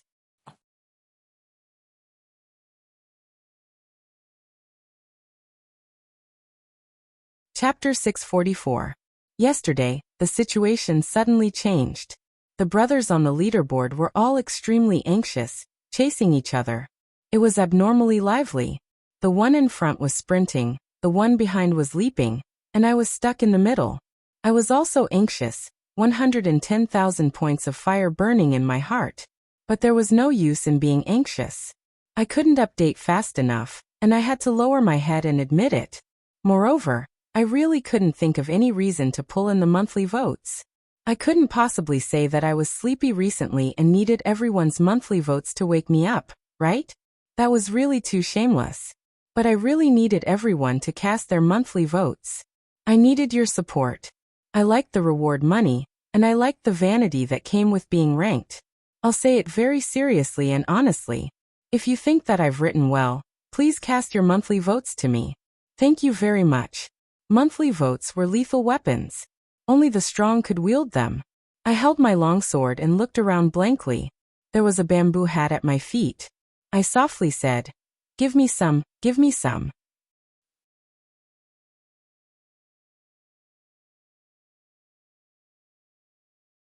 Chapter 645. The original words were, "Soldiers are lethal weapons. Saints have no choice but to use them." I won't use such a merciful meaning, so I changed it to "Those who are not saints cannot use them." I am satisfied that even if it is a story, it has to be carefully managed. Yesterday, everyone gave me a lot of face and threw a lot of votes. I'm getting closer and closer to Lao Wu on the monthly votes list. I'm still 100 votes away from him. I feel like I can see stars shining. Let's keep chasing. Yahoo! This was a world of natural selection. To poke their heads out from the layers of reeds by the North Sea, and to have the right to be first among the pack of wolves on the grasslands, they needed to abandon their so-called weak emotions. Saints were heartless, and the most heartless. Otherwise, it was not possible to transcend. The courtyard of the city lord's residence was quiet.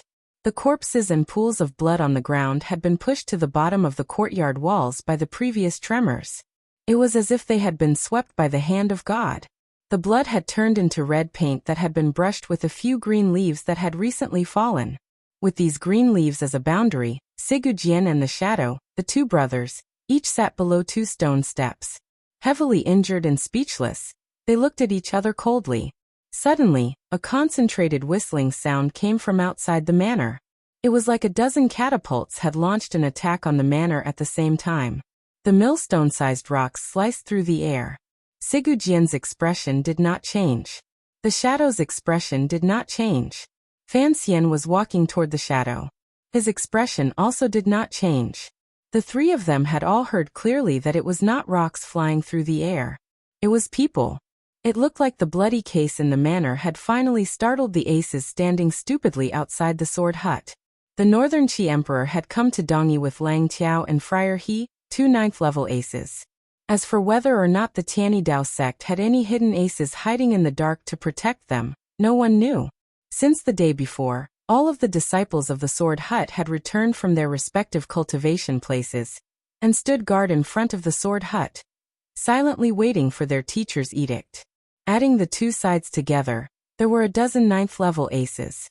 Thinking about it, there were only 2 9th-level aces in the entire Qing kingdom. One couldn't help but feel a glimmer of surprise and envy at Dongyi's uniqueness. With so many aces breaking through the air and arriving, the aura was indeed shocking. The wind blew. Yun Jilan and Lang Tiao led everyone and swept onto the blood-covered ground. The two of them furrowed their brows and unconsciously looked at their feet. They then saw the scene in the manor clearly. At the same time, they found the person they cared about the most. Lang Tiao saw the emperor, and found that the emperor seemed to be fine. Only his face was slightly pale. He couldn't help but be overjoyed. Leading his subordinates, he surrounded the little emperor to ensure his safety. At the same time, he turned a wary gaze toward Fan Xian. On the other side, Yun Jilan saw the heavily injured Sigujian sitting at the bottom of the stone steps. His expression changed dramatically in shock. He quickly rushed over. Without a word, his knees hit the ground with a bang and he knelt down. This first disciple of the sword hut was unable to hide the strange expression on his face. He didn't care how his teacher would punish him afterward. Since he dared to go against his teacher's intentions and secretly make a deal with the Northern Qi people, his sword heart had long been prepared. Looking at the wretched scene in the manor of the master of the city, the dead master of the city, and the aces in the manor, he knew who had done this. Since his teacher had personally taken action, it showed his attitude. What shocked Yun Jilan was that his teacher had been injured so heavily. All of the disciples of the sword hut knelt by Sigujian's side. They looked at their teacher's injuries with shock and anger.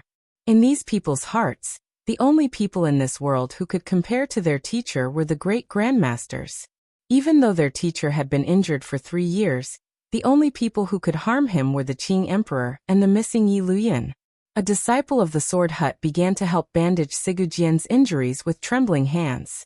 In his heart, his teacher was a godlike figure, particularly when it came to the sword. He was the foremost figure in the world. Now he had been stabbed twice in the chest. Who had done this? The door to the back of the manor moved slightly.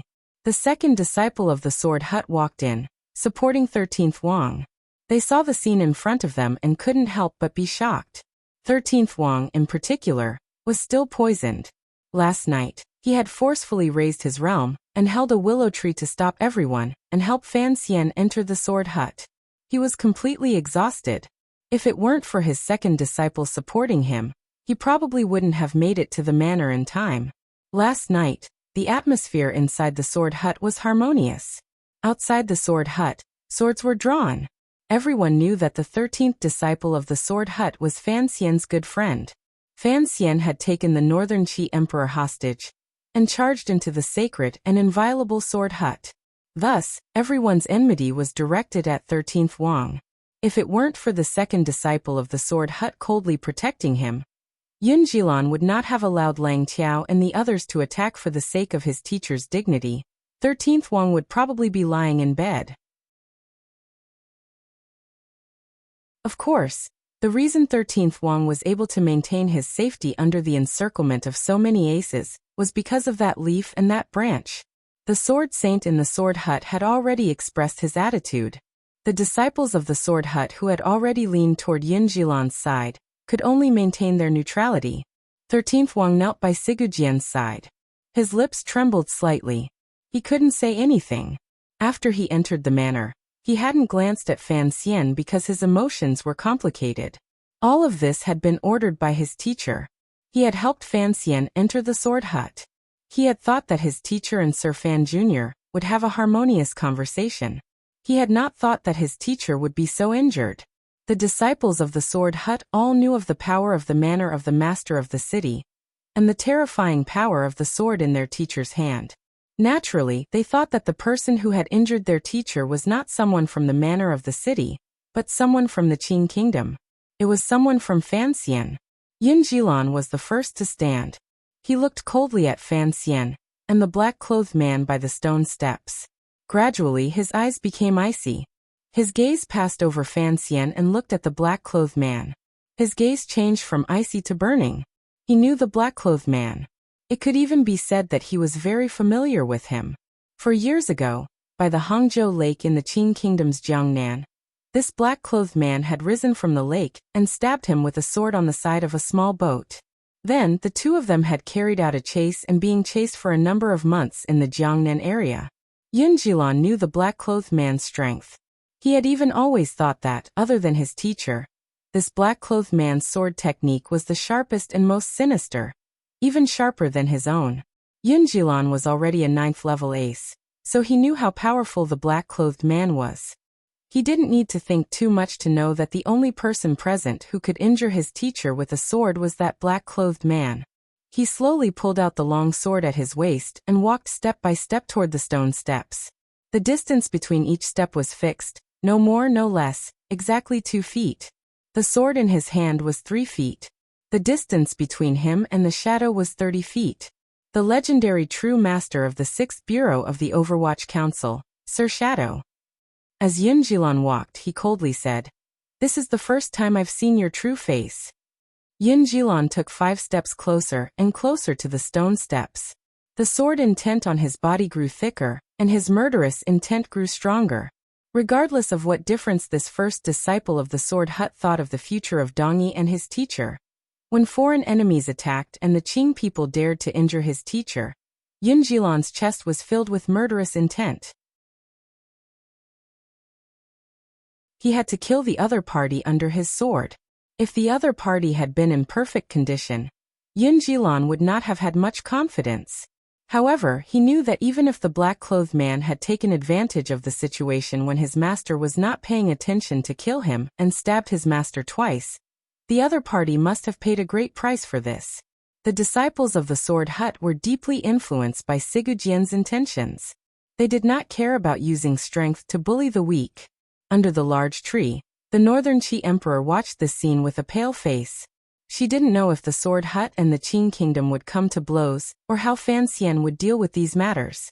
In her opinion, even if Sigujian wanted to reach an agreement with the Qing kingdom, given this great grandmaster's bloodthirsty nature, he would not allow the black-clothed man, whom Yin Jilan called the head of the 6th Bureau of the Overwatch Council, to leave alive. Suddenly, the little emperor seemed to think of something. She thought of the word Sigujian had mentioned earlier. Her eyes lit up. A glimmer of red appeared on her pale face. Fan Xian was half kneeling by the shadow's side, helping him tend to the wounds on his body. The countless bloody cuts made by the sword qi were still seeping blood. Fortunately, the Overwatch Council's robes had some effect. The wounds were not deep and did not need any special treatment. Given the shadow's powerful body, he should be able to stop the bleeding. The biggest problem was inside the shadow's body. Fan Xian's palm was placed on his back. Slowly, he sent in a stream of Tianyi Dao's natural Jinqi. Carefully, he checked the situation inside. His expression grew more and more serious. A moment later, he took out a medicine from his clothes and fed it to the shadow's lips. Then, he pressed his palms tightly together and began to help him heal. The night before, he had treated 13th Wang's wounds. Yesterday, he had fought a desperate battle with Lang Qiao and the others. Last night, He had fought in bed with the little emperor. Fan Xian was exhausted. He knew that if he didn't act quickly, the shadow would probably die from internal bleeding. After the hanging temple incident, the shadow had followed Fan Xian for 4 years and never left his side. Although their relationship was that of a superior and subordinate, and did not have much to do with the term friend, Fan Xian knew that he could no longer leave this person. This was a feeling of familiarity that came naturally after entrusting one's life to another for a long time. Fan Xian lowered his eyes, but he could still hear Yin Jilan's steady footsteps coming closer and closer. A moment later, he slowly put down his hands and stood. Looking at Yin Jilan, he said, "Do you still want to kill me?" Yin Jilan was silent for a moment. He then said, "Your life and death will be decided by my teacher. However, this person must die." Fan Xian didn't think about anything. He slowly took off the long robe he was wearing, revealing a pure black suit underneath. He then bent down and pulled out his black dagger from his boot. He stood in front of the shadow. Fan Xian stood out. The atmosphere in the entire courtyard changed. From beginning to end, he had not truly attacked. The only thing he had expended was his spirit, which had been forcefully worn away by Sigu Jian's powerful will. However, standing in front of the shadow, Fan Xian's spirit seemed to return to his body in an instant. He was cold and silent, unusually powerful. It was just like when he faced Yin Xiaoyi in the past. Everyone knew of Fan Xian's power. The current Qing official was no longer the young and inexperienced figure who had just entered the 9th level when he went to Northern Qi as a diplomatic envoy. He was a true 9th level ace. He had silently killed Yin Xiaoyi, killed the old Qin master in Jingdo, forced back Haitang on the grasslands, and miraculously escaped twice from the combined attacks of a few 9th level aces. In his past encounters with 9th level aces, Fan Xian had, without exception, obtained complete victories. This was not a person's name or the shadow of a tree.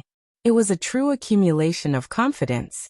Even when facing the first disciple of the Sword Hut, Yin Jilan, Fan Xian still did not feel a glimmer of fear in his heart. He only looked at him coldly. His meaning was clear. "If you want to kill my subordinate, you have to let me kill you first." Fan Xian and Yin Jilan stood face to face. Behind Yin Jilan, more people stood up. There were 13 disciples of the Sword Hut, and all of them were present.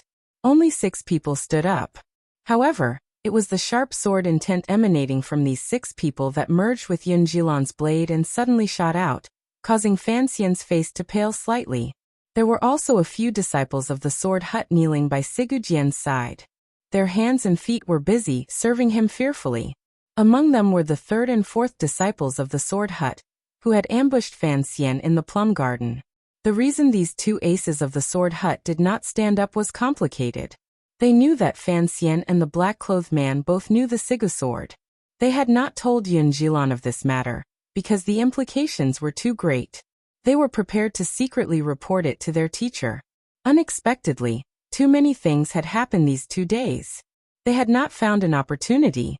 They were shocked in their hearts and endlessly guessed the relationship between the black-clothed man at the bottom of the stone steps and their teacher. Why was he able to injure their teacher? 13th Wang also did not stand up. He did not look at Fan Xian. His heart was a mess. He didn't understand what had happened. He only faintly guessed a secret, but he could not speak of it. Yin Jilan did not know any of this. The cold-blooded assassination between him and the shadow in Jiangnan was often only a matter of an instant.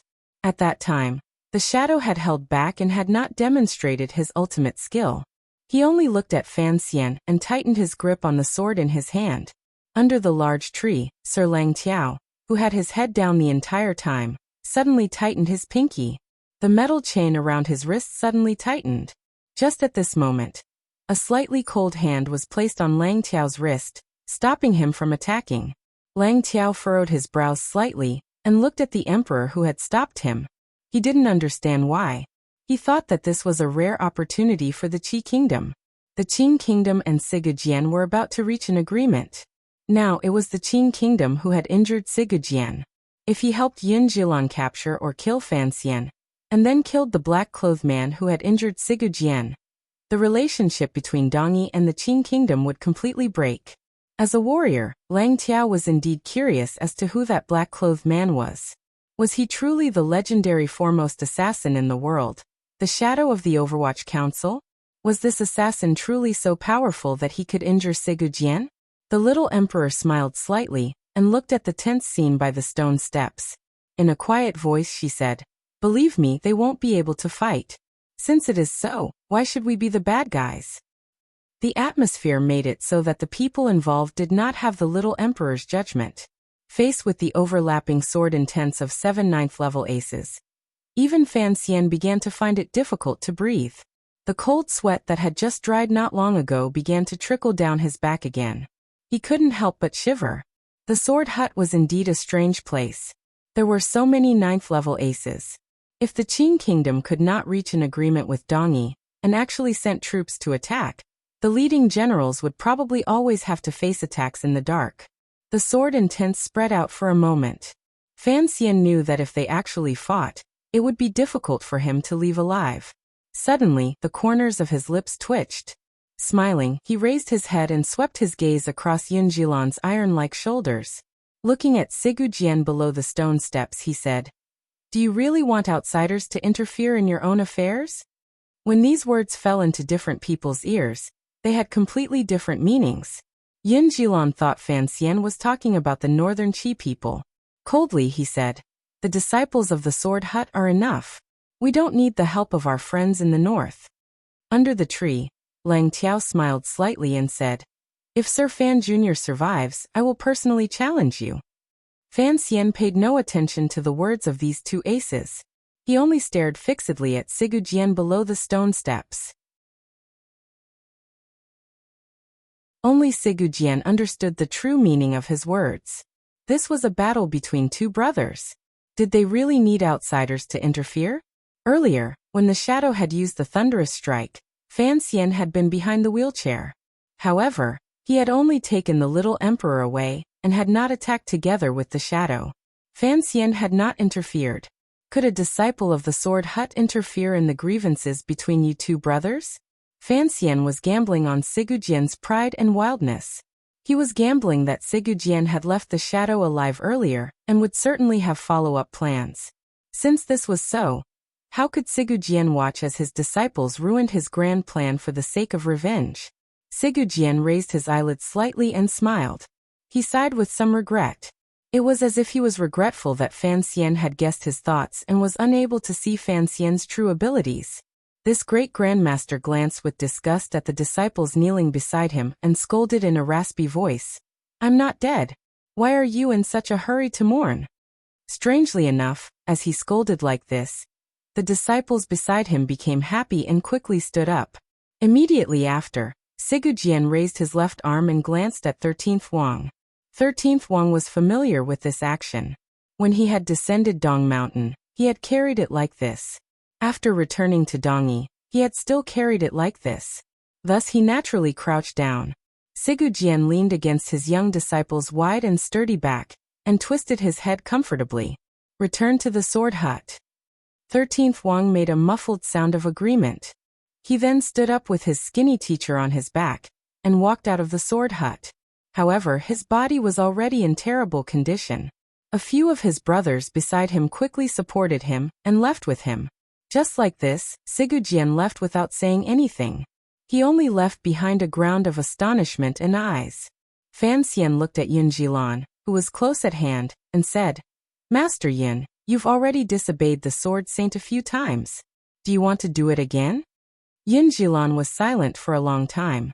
He glanced at the shadow at the bottom of the stone steps and said, "Actually, I also want to carry teacher. However, I have too many things to carry." "There are some things that you don't need to carry." Fan Xian's expression did not change.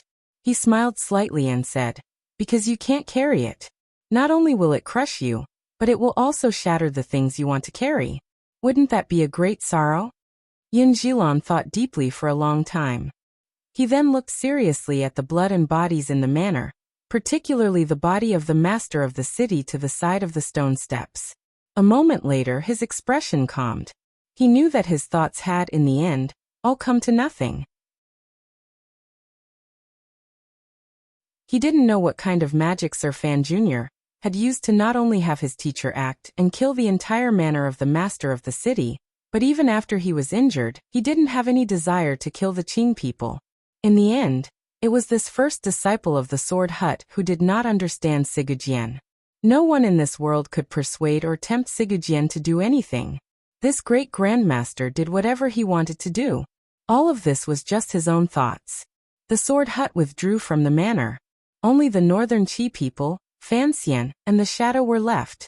Lang Tiao placed his hands behind his back and walked out from under the tree. Looking at Fan Xian, he smiled slightly and said, Sir Fan Jr. is indeed skilled. With just one sentence, you were able to force the Sword Hut to not attack. However, I am not a Dongyi person. Today's opportunity is rare. Do you want to spar? One cannot be shameless to such an extent. Fan Xian had just escaped the danger of the sword intent. His entire body relaxed from exhaustion. Sitting on the stone steps beside the shadow, he didn't even raise his head. With a smile he said, This is a sentence your emperor gave me today. I'll give it back to you. Sir Fan Jr., I don't know who is more shameless in this world. The curved knife and golden chain behind Lang Tiao's back rattled slightly in the wind. Paired with his steady voice, it was even more beautiful. Your sister is a disciple of Tianyi Dao and has received orders from my teacher to control the affairs of Qing Mountain. Although sister disciple Fan has returned to the Qing kingdom, the teachings of the sect still exist. Even if you don't remember old friendships, you still have to remember the righteousness of the sect. Last year, in late autumn, the Qing Mountain disciples suffered heavy casualties in Shiliang Road. Do you think I would let this go? So you also know she died in Shiliang Road. Fan Xian raised his head. 2 beams of cold light shot out. Don't say there is anything wrong with Imperial Advisor Ku He's orders. Even if my sister takes over Haitong's control of Tianyi Dao in the future, if Tianyi Dao still dares to mess around in the Qing kingdom, I will still continue to kill. After these words were said, there was a clamor under the tree. Lang Tiao's brows also furrowed. He didn't know how Fan Xian could still be so unyielding under such urgent circumstances. Although the disciples of the Sword Hut had left, the northern Qi aces were still there. Even if Sigujian was hindered by something and didn't want to kill Fan Xian or the black-clothed ace, when the northern Qi people attacked, they would not have any psychological barriers. This first disciple of Tianyi Dao did not know what had happened last night. How could he know that Fan Xian looked at these northern Qi aces as if they were his own subordinates? Your emperor is already one of my people. Are you still far from becoming one of my people? Under the tree, the little emperor smiled and said, Our northern Qi is famous for its literature. Of course, we will not bully the weak with numbers. Sir Lang Tiao, let's go. After these words were said, it was Fan Xian who furrowed his brows. He looked at the little emperor and suddenly said, Can you come over for a moment?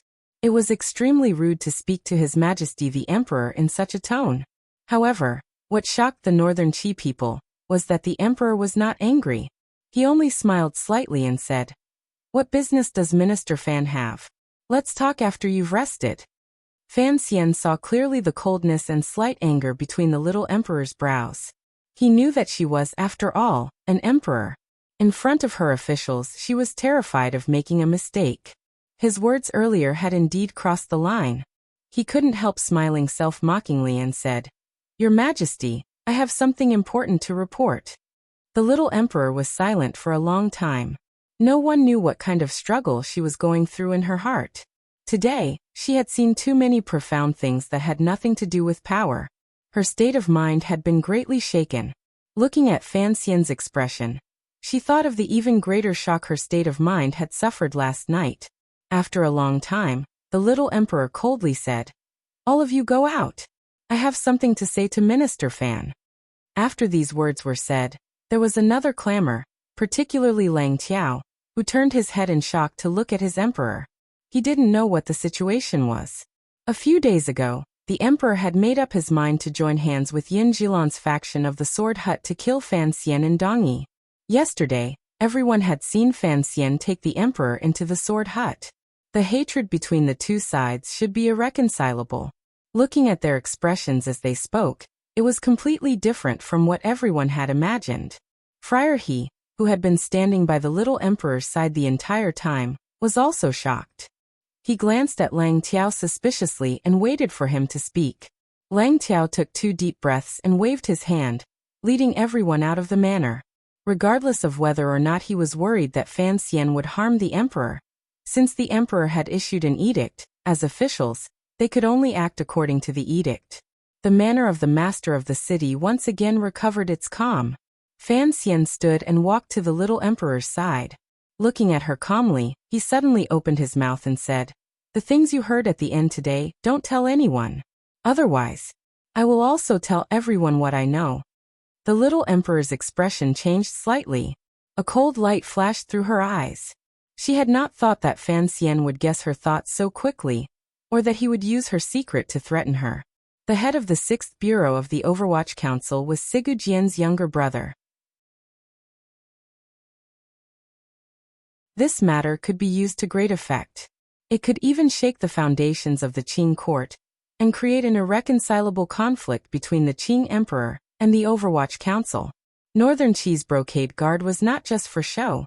A long time ago, the little emperor had learned from Wei Hua that the Qing emperor had always believed that the assassination in the Hanging Temple was done by Sigu Jian's unknown younger brother. The little emperor took a deep breath. This secret was too important for Northern Qi. To be able to throw the Qing kingdom into chaos, it could, without question, turn Northern Qi around. However, Fan Xian held a secret that was enough to topple all of Northern Qi. Her expression changed for a long time. In the end, she quietly said, "I understand." Outside the manor, the expressions of Lang Tiao and the others changed endlessly. They had never thought that after they had been so anxious all night outside the sword hut and constantly worried about the emperor's safety, in the end, the emperor and Fan Xian seemed to be having a very good conversation. Lang Tiao's pupils suddenly constricted. "Send an order back to the Qing kingdom to have Mu Peng rush back." To the side, Friar He's expression changed slightly. Lowering his voice, he said, "Do you suspect that Fan Xian has poisoned the emperor?" Fan Xian is a master of poisons. If he hadn't been poisoned, how could he have so easily let the emperor leave? Why did the emperor agree to stay and have a secret talk with him just now? Lang Tiao's eyes were filled with anger. Enunciating each word coldly, he said, "Fan Xian is as poisonous as a snake or scorpion. He cannot be underestimated." Lang Tiao's intelligent reaction could not be said to be slow. However, he had no idea that Mu Peng had long been locked up by Fan Xian in the 7th Bureau of the Overwatch Council. He also did not know that Fan Xian had indeed poisoned the little emperor. However, it was not a poison that would kill. Instead, it was a poison in the heart that had no antidote.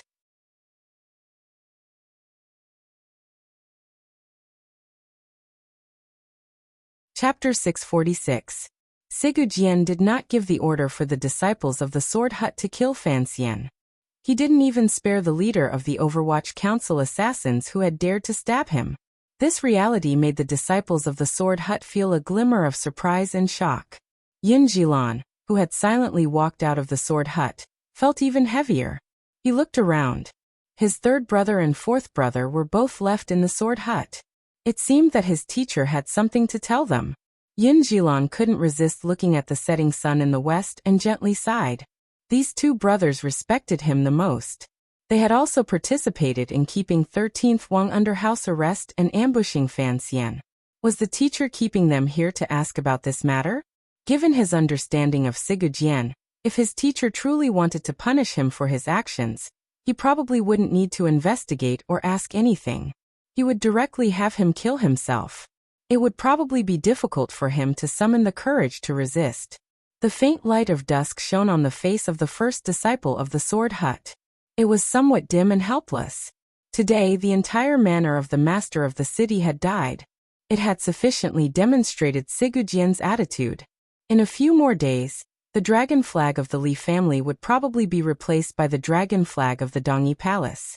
He knew that perhaps this was an inevitability of history. Otherwise, his teacher would not have reached an agreement with Fan Xian and lowered his head to the Qing emperor. However, his heart still couldn't help but throb with pain. There was no longer any way to stop this matter from happening. one of the major powers in Dongyi, the manor of the master of the city, had all become corpses in pools of blood. Sigujian had used the simplest and crudest method to unify the thoughts of the entire upper class of Dongyi society and intimidate the thoughts of all the disciples in the sword hut. Presumably, the countless merchants and workers in the city were also willing to accept this reality. After all, fighting had never been an entertainment that merchants liked. Yin Jilon narrowed his eyes and looked at the mountain residence above. The Northern Qi Emperor had already silently returned to the mountain residence under the protection of Lang Tiao and Friar He. He didn't know what the Northern Qi people were thinking. Should he end the agreement he had secretly reached with them, or continue moving forward? Following this, the mountain residence closed its doors and refused guests. This made Yin Jilon's complicated emotions even more complicated. The Northern Qi Emperor had risked thousands of li to come here. He must have had the attitude of paying a great price to finish this battle in one fell swoop. Why did the emperor seem to admit defeat after he was taken into the sword hut by Fan Xian, and no longer try to tear apart the relationship between Dongyi and the Qing kingdom?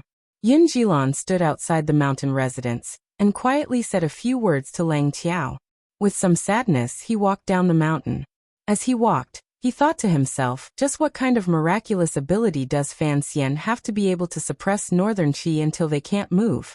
He still didn't believe Fan Xian had this ability. He thought it must be because his teacher had clearly expressed his attitude to the Northern Qi Emperor, that the Northern Qi people had become hopeless. Turning his head to glance at the sword hut in the dusk, Yin Jilon's expression was very serious. After a slight pause, he walked toward Dongyi. He would never betray the will of the sword hut and the interests of Dongyi. However, the people of Dongyi were anxious. Without the pressure of the officials of the master of the city, he, the first disciple of the sword hut, could only helplessly begin to manage state affairs. Contrary to what Yin Jilon had imagined, the Northern Qi people did not despair. More accurately, the Northern Qi Emperor, whose surname was Zhan, did not despair. She sat coldly by the window and looked at the flowers burning like fire. Thinking of what had happened these 2 days, she couldn't help but feel her heart waver. When she was young, she had been held in the Empress Dowager's arms and sat on the throne. From that day on, she had no longer known fear or despair. A person in a certain position should have a corresponding ability to judge. The little emperor knew that in the matter of fighting for Dongyi, she had already lost to Fan Xian. She had lost completely. There was no chance of turning the situation around. On the other hand, she also knew that Sigujian had chosen the Qing kingdom not because this great grandmaster had any good feelings toward the Qing kingdom. Rather, it was because Fan Xian's existence seemed to be able to provide Dongyi with a sliver of protection in the future. The most important problem was still hidden in Sigujian's heart. After the clever Northern Qi Emperor thought for a long time, she faintly grasped the crux. Although she still didn't know the details, she guessed that Sigujian would certainly cause Fan Xian a great deal of trouble in the future. Fan Xian's trouble was the Qing Emperor's trouble and Northern Qi's blessing. Although she knew that if Fan Xian was truly ruthless enough, she could only become a puppet in his hands. Fan Xian had never been ruthless enough, particularly toward his own woman. The events of that night made the little emperor feel humiliated, stimulated, excited, and curious. Thinking about it in hindsight, it seemed to have been of great benefit. Fan Xian used this to control the little emperor. The little emperor also used the relationship between the two of them to put Fan Xian in a difficult position. The little emperor slowly turned her head and looked coldly at Sea Lily sitting by the bed. She said, "Beloved, comb my hair." Including Fan Ruoro, there were 3.5 women on Northern Qi's side. As the little emperor calmly enjoyed Sea Lily's hand combing her hair, she silently thought about what Fan Xian should do with 3.5 women facing a father with potential cracks. Fan Xian was in the depths of the sword hut. Standing outside the door, he looked calmly at Sigujian on the bed. After the shadow woke up, he had found a place to heal. As a top assassin, he always had a final lair to lick his wounds. Fan Xian was not worried about this. In the dusk, he once again faced the sword-like gazes of the people of the sword hut, and walked into the depths of the sword hut to deal with what the Northern Qi Emperor had thought of earlier. Sigujian could bring him great trouble in the future. 13th Wang coughed and glanced at him. Carrying the basin of hot water, he walked past him and didn't say anything. Fan Xian turned his head and looked at the bloodstains on his back. He couldn't resist smiling. The scene earlier when he had turned his back on his teacher confirmed Sigujian's love for this young disciple. Including the basin of hot water inside the sect and the towel wiping his body.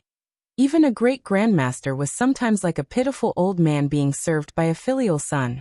The more Sigujian favored 13th Wang, the calmer Fan Xian's heart became. He coughed and cleared the thoughts in his mind. Stepping over the threshold, he sat on the chair by the bed. Looking at Sigujian, who had his eyes tightly closed, he said, "The shadow will not take over the sword hut." The rooms in the depths of the sword hut were completely silent. Other than 13th Wang in the courtyard, no one else could stay there. Even the sword children who served Sigujian personally had long been chased to the front of the hut. These abrupt words rang out in the quiet room, rising in spirals and not stopping for a long time. They came without reason, and were spoken without rhyme or reason. The shadow was someone who wanted to kill Sigujian, and was an official of the Qin Kingdom's Overwatch Council. Yet, Fan Xian had seriously said to Sigujian that the shadow would not take over the sword hut. Would Sigujian allow the shadow to inherit his most precious legacy in this world? Shockingly, Sigujian did not laugh at Fan Xian's speculation. Slowly opening his eyes, he carried a heart-shaking coldness. In a raspy voice he said, "Why can't he?" Fan Xian's heart tightened slightly. He hadn't thought that with one sentence, this great grandmaster would directly reveal his true thoughts. He couldn't help but smile bitterly. In a quiet voice he said, "Because he is my person." You are half a Dongi person, but he is an entire Dongi person. Sigujian slowly closed his eyes again. He is my younger brother. He is the true first disciple of the sword hut. After I die, if he doesn't take over the sword hut, does he have to hand it to you? Me. Fan Xian shrugged. I have my own teacher. Furthermore, I don't have the hobby of starting a sect. Sigujian closed his eyes and said, "How did you guess my thoughts?" Yun Jilan was originally a good choice. Unfortunately, he went against your wishes this time. Furthermore, he is used to official work. In terms of swordsmanship, it is difficult for him to advance.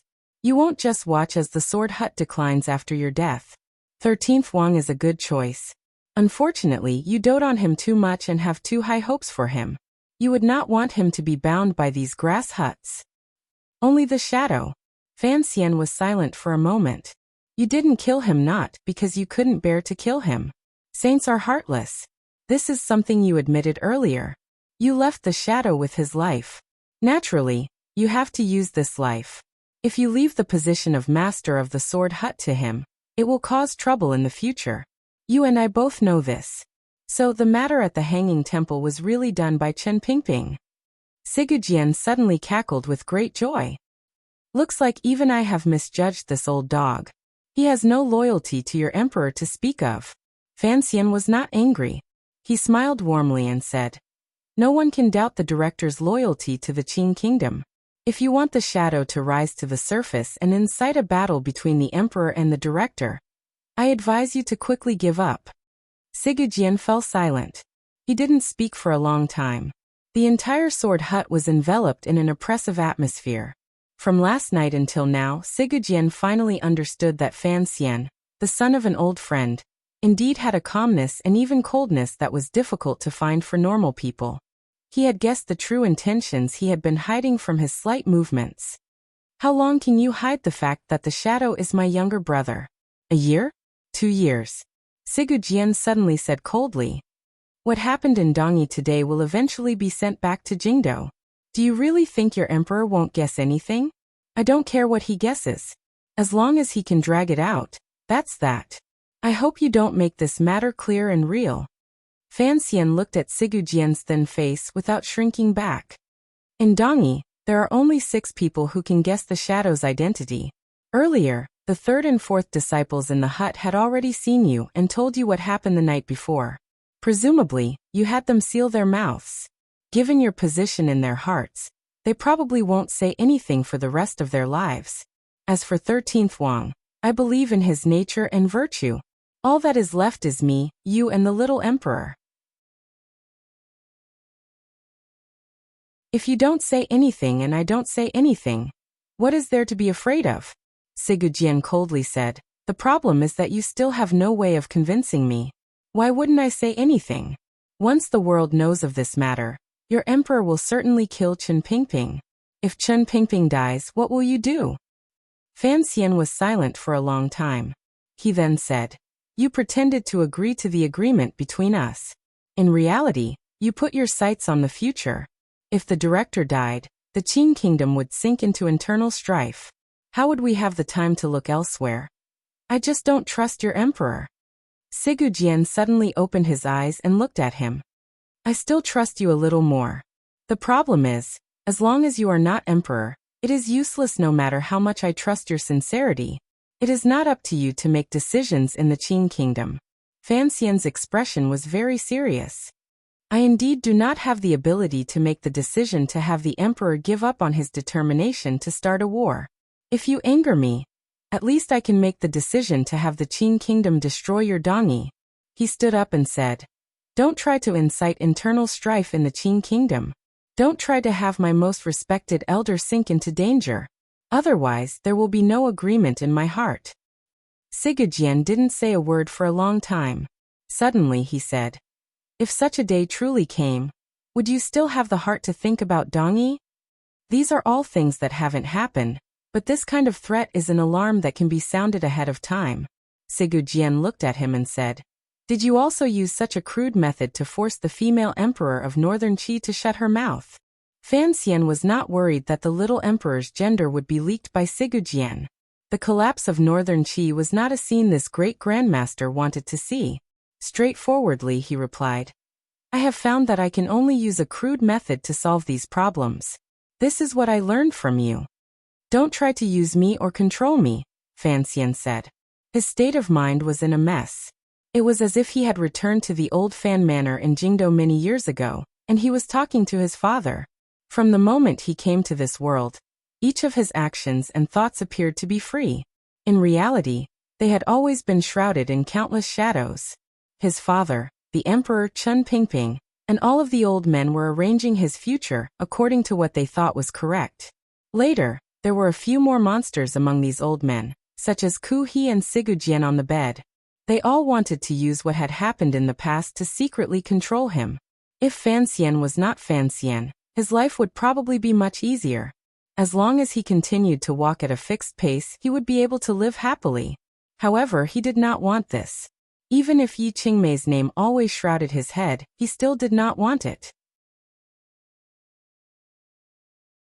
After 2 days, the two major diplomatic groups from Qing and Northern Qi finally slowly and solemnly arrived on the road. After the two diplomatic groups left the Song Kingdom, they began a vigorous race at low speed on the road. It seemed that neither wanted to be the first to step onto Dongyi's territory and launch the first wave of political attacks. The head envoy of the Northern Qi diplomatic group, Wei Hua, faintly felt that it was strange, but he could not change anything. He guessed helplessly that Fan Xian had probably long arrived in Dongyi. However, the officials of the Board of Rights in the Qing diplomatic group had no idea that the Northern Qi negotiator, who had arrived early in Dongyi, was their emperor. The welcoming ceremony in Dongyi was very lively. However, it was hard to avoid a number of problems in the middle. Because all of the officials in the manor of the master of the city had died, the officials Yun Jilan had recruited from various territories acted hastily. These details all fell into the eyes of the officials of the two diplomatic groups. Immediately after, they learned of the murder that had happened in the manor of the master of the city. They involuntarily looked at each other, unsure of what had happened. In reality, the true negotiations had ended long before the diplomatic groups entered the city. The true major figures of both sides had already exchanged blows countless times in secret. They had already set down a solid foundation for the ownership of Dongyi. On this day, the spring sunshine was bright and beautiful. On this day, in the courtyard where the Qing diplomatic group lived, the officials of the Qing kingdom were dumbfounded. They looked at Sir Fan Jr., who sat at the head of the table. They were so shocked that they could not speak for a long time. Of course, They knew that Sir Fan Jr. had entered Dongyi ahead of time, but they could not have imagined that Sir Fan Jr. had used only 3 days to beat back the aggressive offensive of the northern Qi people, convince the proud and aloof Sword Saint Grandmaster, suppress the opposing forces in Dongyi, and help the Qing kingdom settle this matter. After hearing Sir Fan Jr.'s words, all of the Qing officials became excited. If it weren't for the Dongyi officials outside, the cheers would probably have broken through the roof and rushed into the blue sky above Dongyi's head. The Qing kingdom was born from blood and fire. From a small country on the edge, it had developed into the most powerful country in the world. It had relied on endless conquering of the borders and endless wars. Particularly 20 or 30 years ago, the emperor had personally led an army to conquer the north and the south. Only then was he able to conquer the Qing kingdom's present territory and power. The words conquering the borders had long become a part of the blood of the Qing people. Regardless of whether it was corrupt officials or honest officials, peddlers and pawns or scholars, they all passionately hoped that the Qing kingdom could unify the world. However, 20 years ago, the 3 major powers in the world had stood together. The Qing kingdom had been quiet for too long. The enthusiasm for conquering the borders had been suppressed for too long.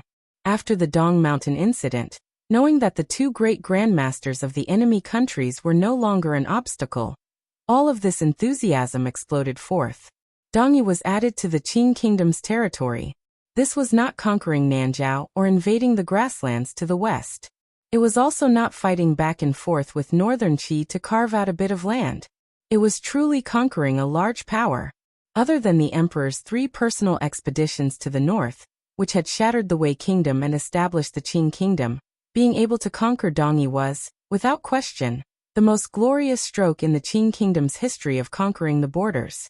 All of the officials looked at Fan Xian like they were looking at a god. Their eyes were burning with passion. Without wasting a single soldier and just relying on negotiations, they were able to obtain such great benefits for the Qing kingdom. They could no longer find any words to describe their feelings. They even thought that the emperor truly had foresight and was prepared to make Sir Fan Jr. a king 2 years ago. Sir Fan Jr. had accomplished such a great deed. Even if he didn't split the land, he would not be able to escape being made a king. For a moment, the slightly old vice minister of the Board of Rights found it difficult to digest this shocking piece of good news. He was so excited that his face flushed red. A gurgling sound came out of his throat and blocked the phlegm in his mouth. He watched as Fan Xian collapsed. Fan Xian walked out of the unusually lively diplomatic mission, but there was not a trace of joy on his face. Logically speaking, to be able to convince Sigujian, subdue the northern Qi emperor, and use this relatively peaceful method to bring Dongyi into the territory of the Qing kingdom, was certainly the greatest thing he could do in his life. But he still could not be happy. He knew what kind of danger was hidden behind Sigujian's agreement. He had already told the officials in the diplomatic mission that the person responsible for the details of the negotiations on Dongyi's side was the first disciple of the Sword Hut, Yun Jilan. Yun Jilan's position in this matter had long been known to everyone. Sigujian had chosen him to come out to negotiate. Without question, he wanted to use an unyielding attitude to obtain the greatest benefit for Dongyi. Fan Xian did not care about this. Whether it was actual rule or submission in name was not a problem he needed to consider this year. After Sigujian's death, Dongyi did not have much power to oppose. As for whether it would not change for 50 years or 5 years, that was the emperor's decision. Thinking of this, his mood became gloomy again. The secret report to Qin Garden had long been sent out. The shadow, who had sunk into silence the entire time, had also been sent to the Jiangnan Palace treasury to be treated. However, Fan Xian had no confidence in whether or not he would be able to calmly digest this matter. Walking out of the gates of the diplomatic mission and getting into the carriage, Fan Xian leaned against the window with a headache and looked at the prosperity in Dongyi. This prosperity did not appear artificial because of the arrival of the diplomatic mission from the 2 countries. It also did not appear desolate because of the collective deaths of the officials of the manor of the master of the city. The merchants' courageous nature in pursuit of profit made them appear unrestrained and incomparably free. The black carriage came to the end of Chang Street. There were 3 directions. The member of the Qinian unit driving the carriage asked, "Commissioner, where do we go now?" "To the seaside." Fan Xian replied quietly. The carriage took a long time to pass through Dongyi. It avoided the busy transport groups and headed in the direction of the busiest port. It came to the quietest silver beach outside of Dongyi.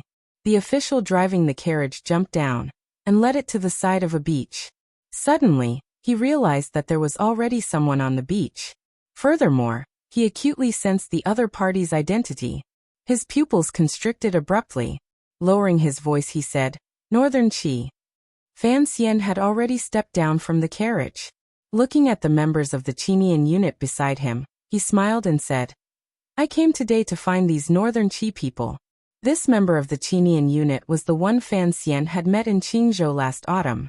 Fan Xian had no doubt about the loyalty of these trusted aides.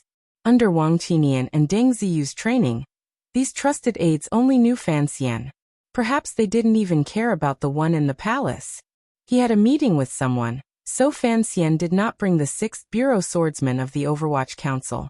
He only brought this trusted aide. The member of the Qinian unit was stunned. Very cleverly, he did not ask any more questions. He led the carriage to a quiet place and waited under a green tree branch. He closed his eyes and pretended to sleep. Stepping on the soft sand, Fan Xian walked step by step toward the seaside. There were a few people by the seaside looking at the sea. The waves of the East Sea were calm and gentle. They gently lapped against the silver sand, painting it with different shades of wet color. Paired with the circle of rocks not far in the sea and the layers of green trees behind the beach, it looked very beautiful. Fan Xian raised his hands and bowed seriously. "Greetings, Sir Lang Tiao." Lang Tiao looked at him calmly. His hands hung naturally by his side. His 2 curved knives hung by his side in chains, swaying gently in the sea breeze. He looked at the young man in front of him. His emotions were complicated, but his expression was unusually calm. A moment later, he opened up the path to the seaside and walked toward the distance of the beach. Fan Xian walked to the side of the young man wearing a plain robe and full of scholarly aura. Putting his hands behind his back, he looked at the sea with him. Sea Lily wore a beautiful light yellow dress. Like a fairy, she smiled as she accompanied the 2 of them. The young man was the young emperor of Northern Qi. Northern Qi had completely lost the Dongyi matter. He could not leave the court in Shangjing and the throne for too long. He had to leave today. In the diplomatic group, the officials of the Qing kingdom had been excited and worried that Northern Qi would sabotage them. At the time, Fan Xian did not reply, because he was about to meet the Northern Qi emperor. The Northern Qi emperor's sword-like eyebrows remained straight. His eyes were clear and determined. No one would be able to see that under his clothes he was a woman. He didn't even glance at Fan Xian. Suddenly he raised his right arm and pointed at the vast sea.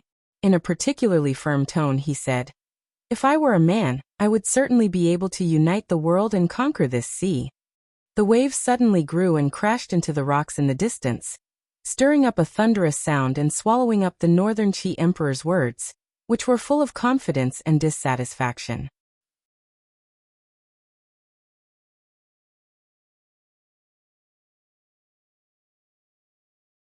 Chapter 647. In the blink of an eye, the waves on the shoreline expressed their anger toward the rocks and longing for the sand. The sound of the waves was like thunder, and they were shaped like snow. Without touching the clothes, they retreated, leaving behind a patch of peace. Half the eyes were blue sea, and the other half were blue sky. Fan Xian heard her words clearly, and couldn't help smiling bitterly. If I were a woman, I would certainly be much happier than I am now.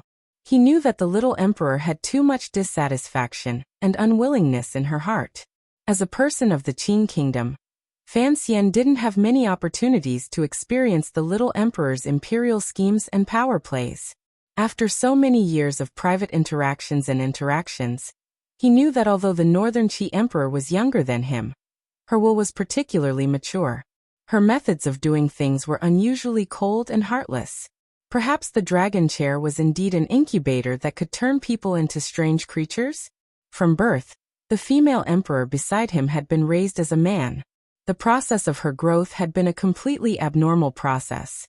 Even now, She had not become a pervert. Instead, she had become a slightly cold, ambitious, and particularly unwilling emperor to the arrangements of fate. It should be said that the Northern Qi Empress Dowager was truly an extraordinary figure. Thinking of how he had thought there was a big problem between the Empress Dowager and the emperor, and wanted to use this to wedge himself into Northern Qi court politics, in the end, he had helped this mother and son cover up, got rid of Shenzhong, and subdued Shang Shanhu. Fan Xian felt a bit of bitterness in his heart. His admiration for this mother and son grew stronger and stronger. Woman. The Northern Qi Emperor placed her hands behind her, and looked at the boundless ocean in front of her. A glimmer of mockery rose to the corners of her lips. In this world, women are all accessories to men and are forever in a position to be dominated. If you truly became a woman, you would probably cry endlessly in your blankets every night.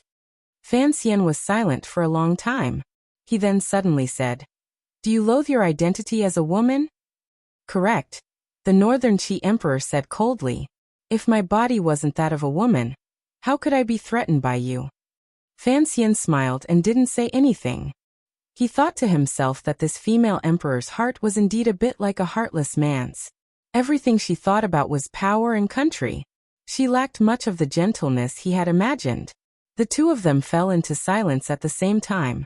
They stood side by side and looked at the sea with their hands behind their backs. Not far from them, Sea Lily, dressed in light yellow, was holding a delicate little paper umbrella in one hand. She crouched down slightly and was picking up seashells on the beach.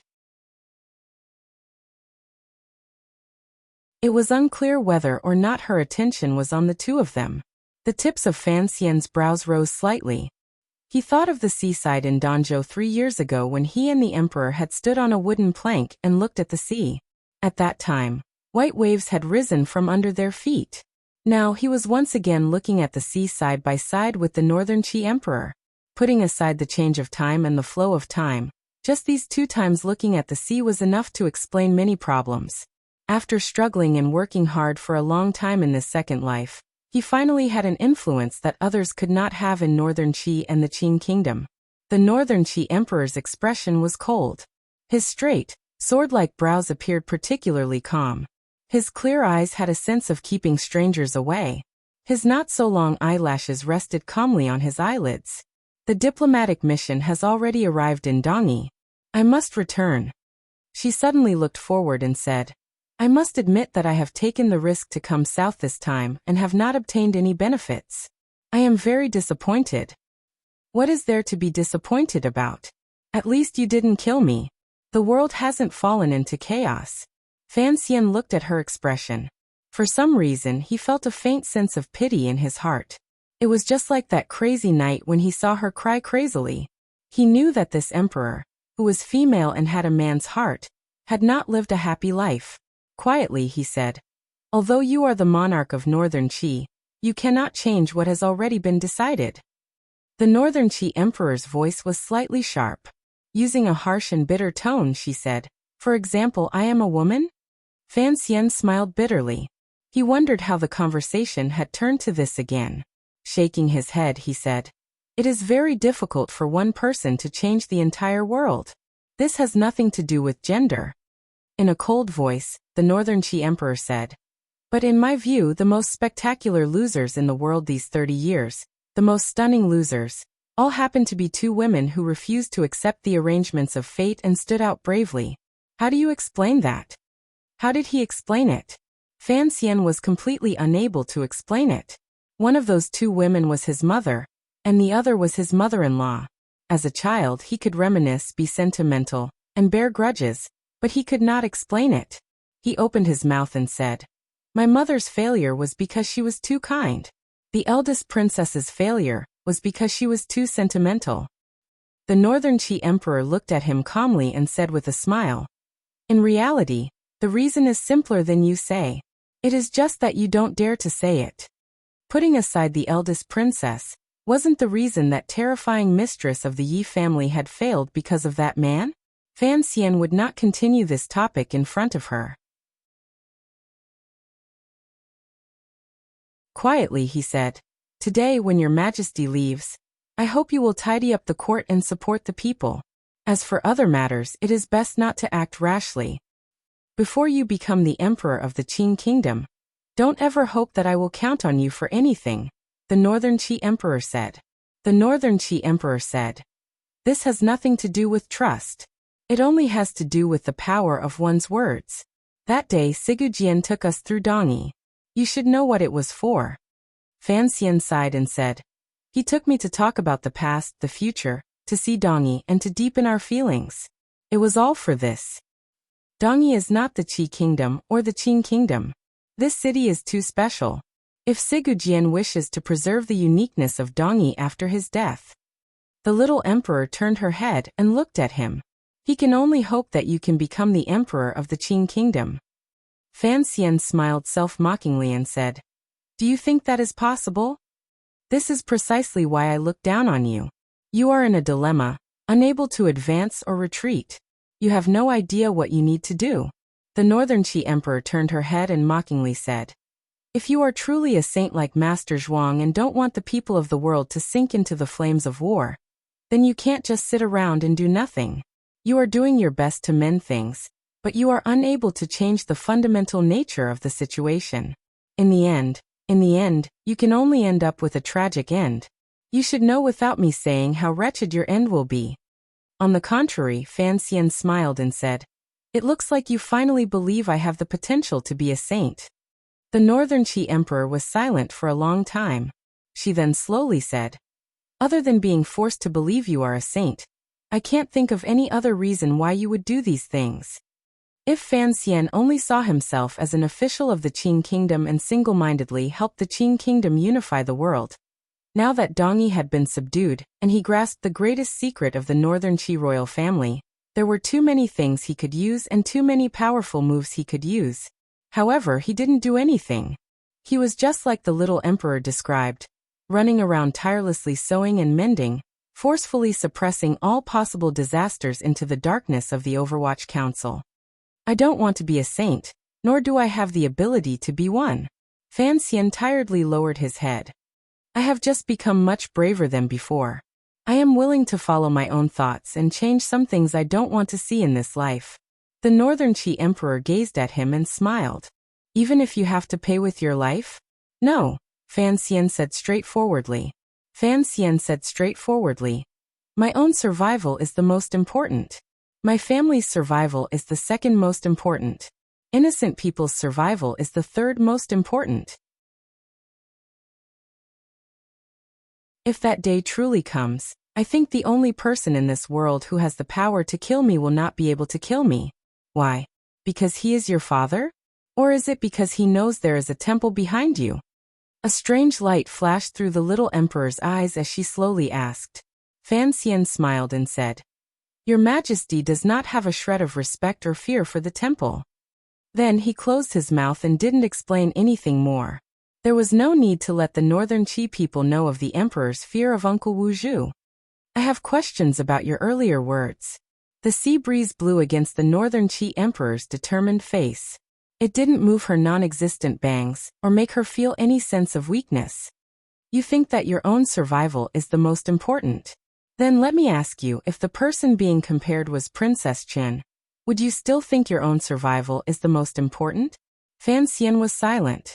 The tablecloth in the Qing temple, the paintings, the ancient legends, the white-clothed girl hiding under the table and eating a chicken leg, the snow on Song Mountain, the medicine at their first marriage, the crying in the carriage, and the usual silence rose in his heart. Suddenly, a powerful feeling of remorse surged in his heart. Raising his head, he said seriously, of course her life is more important than mine. Minister Fan? Yes. Your children? I'm not sure. The Fan family's aunt disciple? Yes. Chen Pingping? After a long silence, Fan Xian gently nodded. The Northern Qi emperor smiled and looked at him. You truly are a strange person. You are so protective of an old cripple. Yet you don't have the courage to risk your life for your own woman. They are still young. The expression in Fan Xian's eyes was somewhat empty. For things like feelings other than bloodline, there is also the problem of time. The Northern Qi emperor was silent for a long time. It looks like even if I had a child with you, I would not be able to completely control you. Fan Xian thought for a moment and then said, "Actually, we are very similar people, cold-blooded and heartless. It is just that you are a woman and I am a man." "Heartless? Your words earlier almost made me think you were a saint who cared for the people of the world. Didn't Sigujian say that saints are heartless?" "He didn't say that. I don't want to argue about this." The little emperor suddenly glanced at him and said, "You are my first man and my last man. Although I don't like that feeling, I don't mind having a child for you." "I also don't mind." Fan Xian's smile was somewhat mysterious. "Of my 3 great wishes in this life, one is to have many children." He suddenly changed the topic and said, "As for the last man, don't say such nonsense. You are an emperor. As they say, after eating the marrow, one will yearn for the taste." "I dare to bet that once you grow up and firmly control the northern Qi court, there will certainly be a lot of medicinal dregs in Shangjing's harem." The northern Qi emperor did not understand this joke, but she understood the meaning. Her face paled slightly. Her anger flashed and was immediately hidden. Coldly she said, "Do you think I am a pervert like you?" Fan Xian shrugged and said, "Who knows? No one would dislike the pleasure between a man and a woman. As for the matter of having children, you didn't get pregnant that summer in the ancient temple. Perhaps you won't get pregnant this time either." "I don't like men." The little emperor stared at him. At this moment, Si Lily, who had been standing silently by the side, walked over and stood beside the two of them. Her brows were gentle and she didn't say a word. The little emperor wrapped her arms around Si Lily's waist and looked at Fan Xian. "I like women. These are my women. This kind of thing doesn't scare me. Your Majesty doesn't know that the 2 men I admired the most in the past, one was surnamed Zhang and the other was surnamed Kai. They both liked men." Fan Xian shrugged his shoulders and looked at the 2 women beside him. Their temperaments and appearances were completely different. Suddenly his heart jumped. He raised his hand and very quickly swept it across the 2 people's chins. Moistening his fingertips, he quietly said, "You are both my women. That is enough." The little emperor furrowed her brows as if she was not used to the frivolity by the seaside. Slightly angry, she said, "Don't be presumptuous. What about me? Do you think I will believe you when you say you don't like men in front of me?" Fan Xian looked at her calmly. "You've been acting for 20 years. It's been hard on you. Don't act in front of me anymore. I don't like men." The little emperor looked at him calmly.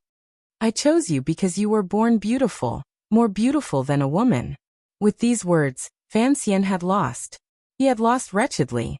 The Northern Qi emperor smiled slightly and said, "Of course, other than being as beautiful as a flower, you also have other benefits. I once said why I chose you back then. Presumably, Duo also thanked you for writing a biography for her boudoir, but..." She furrowed her brows and said, "I still don't understand how you discovered my secret." Si Lily leaned against the Northern Qi emperor's side and looked at Fan Xian with her large, expressive eyes. Presumably, she was also filled with curiosity about this matter. There was the fragrance of golden osmanthus in that old temple. Later, I learned from the great Wangfei that this kind of golden osmanthus was only grown on the mountain behind Shangjing Palace. In the entire world, only the emperor would use this kind of fragrance. Fan Xian quietly told the story. The Northern Qi emperor's brows furrowed even tighter. No matter what, she found it difficult to believe that it was this faint fragrance that had exposed her secret. "Of course, Your Majesty's passion for the story of the stone is a bit excessive." The corners of Fan Xian's mouth twitched slightly. Bao Dai's story is one of the best tools for determining gender. "I still don't believe it," the Northern Qi emperor said coldly. The Northern Qi emperor coldly said, "What kind of secret is this? How could you think in that direction based on these 2 points? I admit that you are the most intelligent person in the world, but..." Before she finished speaking, Fan Xian already understood what she meant. Any investigation into a secret needed a primer. For something that no one had ever dared to think about, naturally no one would doubt it. The little emperor still did not understand how Fan Xian dared to think in that direction. He stood on the seashore and laughed happily. His laughter traveled along the waves and traveled very, very far. Do you know who Zhuang Tai is? Shakespeare's lover? Mu Wanqing? Prince's coffee shop? A pregnant female bishop? A young boy and girl? Fan Xian looked at the two perplexed women beside him and said in a loud voice, "That is Horita Maki, my favorite." After a bout of laughter, Fan Xian stood by the seaside and immediately felt comfortable. His talent in martial arts was not as good as Haitang and 13. In terms of politics, he could not catch up to the emperor. He was not as good as his father-in-law at cultivating disciples. In terms of scheming, he was far behind Chen Pingping and even Yan Bingyuan. He was not as patient as his father. He was not as determined as Ku He. He was not as clear as the little emperor about what she wanted. He was not as good as Siga Jian, who could see all things as ants. There were too many exceptional people in this world. Fan Xian was not much. The only thing he could rely on was his own hard work. However, in this second life, he was so successful and stood in his current position. It was because his mother had come to this world in advance, and he was the same. He also had a lifetime's worth of knowledge that the people of this world did not have. This was the source of his courage and the foundation of his confidence. Lang Tiao stood on a large tree by the seaside. The tips of his feet stepped on the treetop. As the sea wind blew, he floated gently. The two curved knives by his side made a clanking sound. He narrowed his eyes and looked calmly at the seaside. He didn't hear clearly what the emperor and Fan Xian had said, but he heard clearly Fan Xian's wild and somewhat arrogant laughter at the end. The three people by the seaside knew that it was not just Lang Tiao. Perhaps there were other powerful figures, such as people from the Sword Hut, who were secretly watching this conversation. However, they were not very worried. They faced the ocean. There was no one on the ocean. Fan Xian's hand held the Northern Qi Emperor's hand, and then Sea Lily's. Calmly he said, "No matter which one of you is pregnant, don't forget to tell me the father." After these words were said, the Northern Qi Emperor's expression darkened. He glanced at Sea Lily. Fear floated onto Sea Lily's face, but she was not very afraid in her heart. If one were to look from behind, Sea Lily was leaning against the Northern Qi Emperor's side, while Fan Xian was standing on the other side. The three of them did not appear small against the backdrop of the blue sea. On the contrary, there was a sense of warmth. That night, a heavily guarded but unmarked group left Dongyi. Other than those in the upper echelons, no one knew that the Northern Qi Emperor and Imperial Consort Li were in this group. The Northern Qi Emperor had bravely come to Dongyi with the determination to cut off all means of retreat and try to find the last chance of victory for his country. In the end, he returned gloomily. Other than receiving Fan Xian's nonchalant words, he had gained nothing. Of course, for a woman, even if this woman claimed to like women, to be able to have such a night and such a beautiful beach in this absurd and dangerous imperial life, perhaps this would be a story that she would never forget for the rest of her life. To have this was actually enough, was it not? When the Northern Qi Emperor looked back at Dongyi in the dusk from the window of the carriage, was she thinking of Northern Qi's future, or that man? The Northern Qi diplomatic group remained in Dongyi, but they had all given up hope. Although Dongyi still treated them with courtesy, everyone could clearly see that they had already begun negotiations with the Qing people. The details of the negotiations had been released through some unknown channel. The Qing kingdom's conditions were not harsh. For the merchants and commoners of Dongyi, they were unexpectedly relaxed. Other than the vassal states that were about to send their hostages into Jingdo and sink into a gloomy fog, the reactions of the commoners were rather normal. Of course, they would be sad and disappointed, just like Yun Jilan. However, there was no overly intense opposition. The negotiations were still ongoing. The implications of this matter were too great. Even if they had to talk for an entire year, it was completely necessary. Thus, the secret message sent from the Jingdo Palace was not overly hurried. On the contrary, the Qing Emperor told Fan Xian not to rush. His words were filled with comforting and encouraging words. Fan Xian was not in a rush. He had talked for a number of years about that beautiful city in the south, much less today's situation. He just wandered the streets in Dongyi and meditated by the seaside. Occasionally he would drink tea with 13th Wang and repair their relationship. His entire behavior was not like that of a powerful official of the Qing kingdom. Rather, he was like an idling Dongyi person with nothing to do. Time passed in a flash. Fan Xian had been in Dongyi for almost a month. He finally stepped into the sword hut again to see the great grandmaster who had been injured by the shadow and was bedridden. P.S. Today's chapter was very annoying to write about. Women are too difficult to write about. They also have to make everyone's appearance and personality different. Furthermore, it is easy to attend to one and lose sight of the other. It is too exhausting. I've decided that the next book will have at most 4. As for the different colors of the sea in yesterday's chapter, it refers to the human heart being like the sea. The depth is different, but it is all very complicated.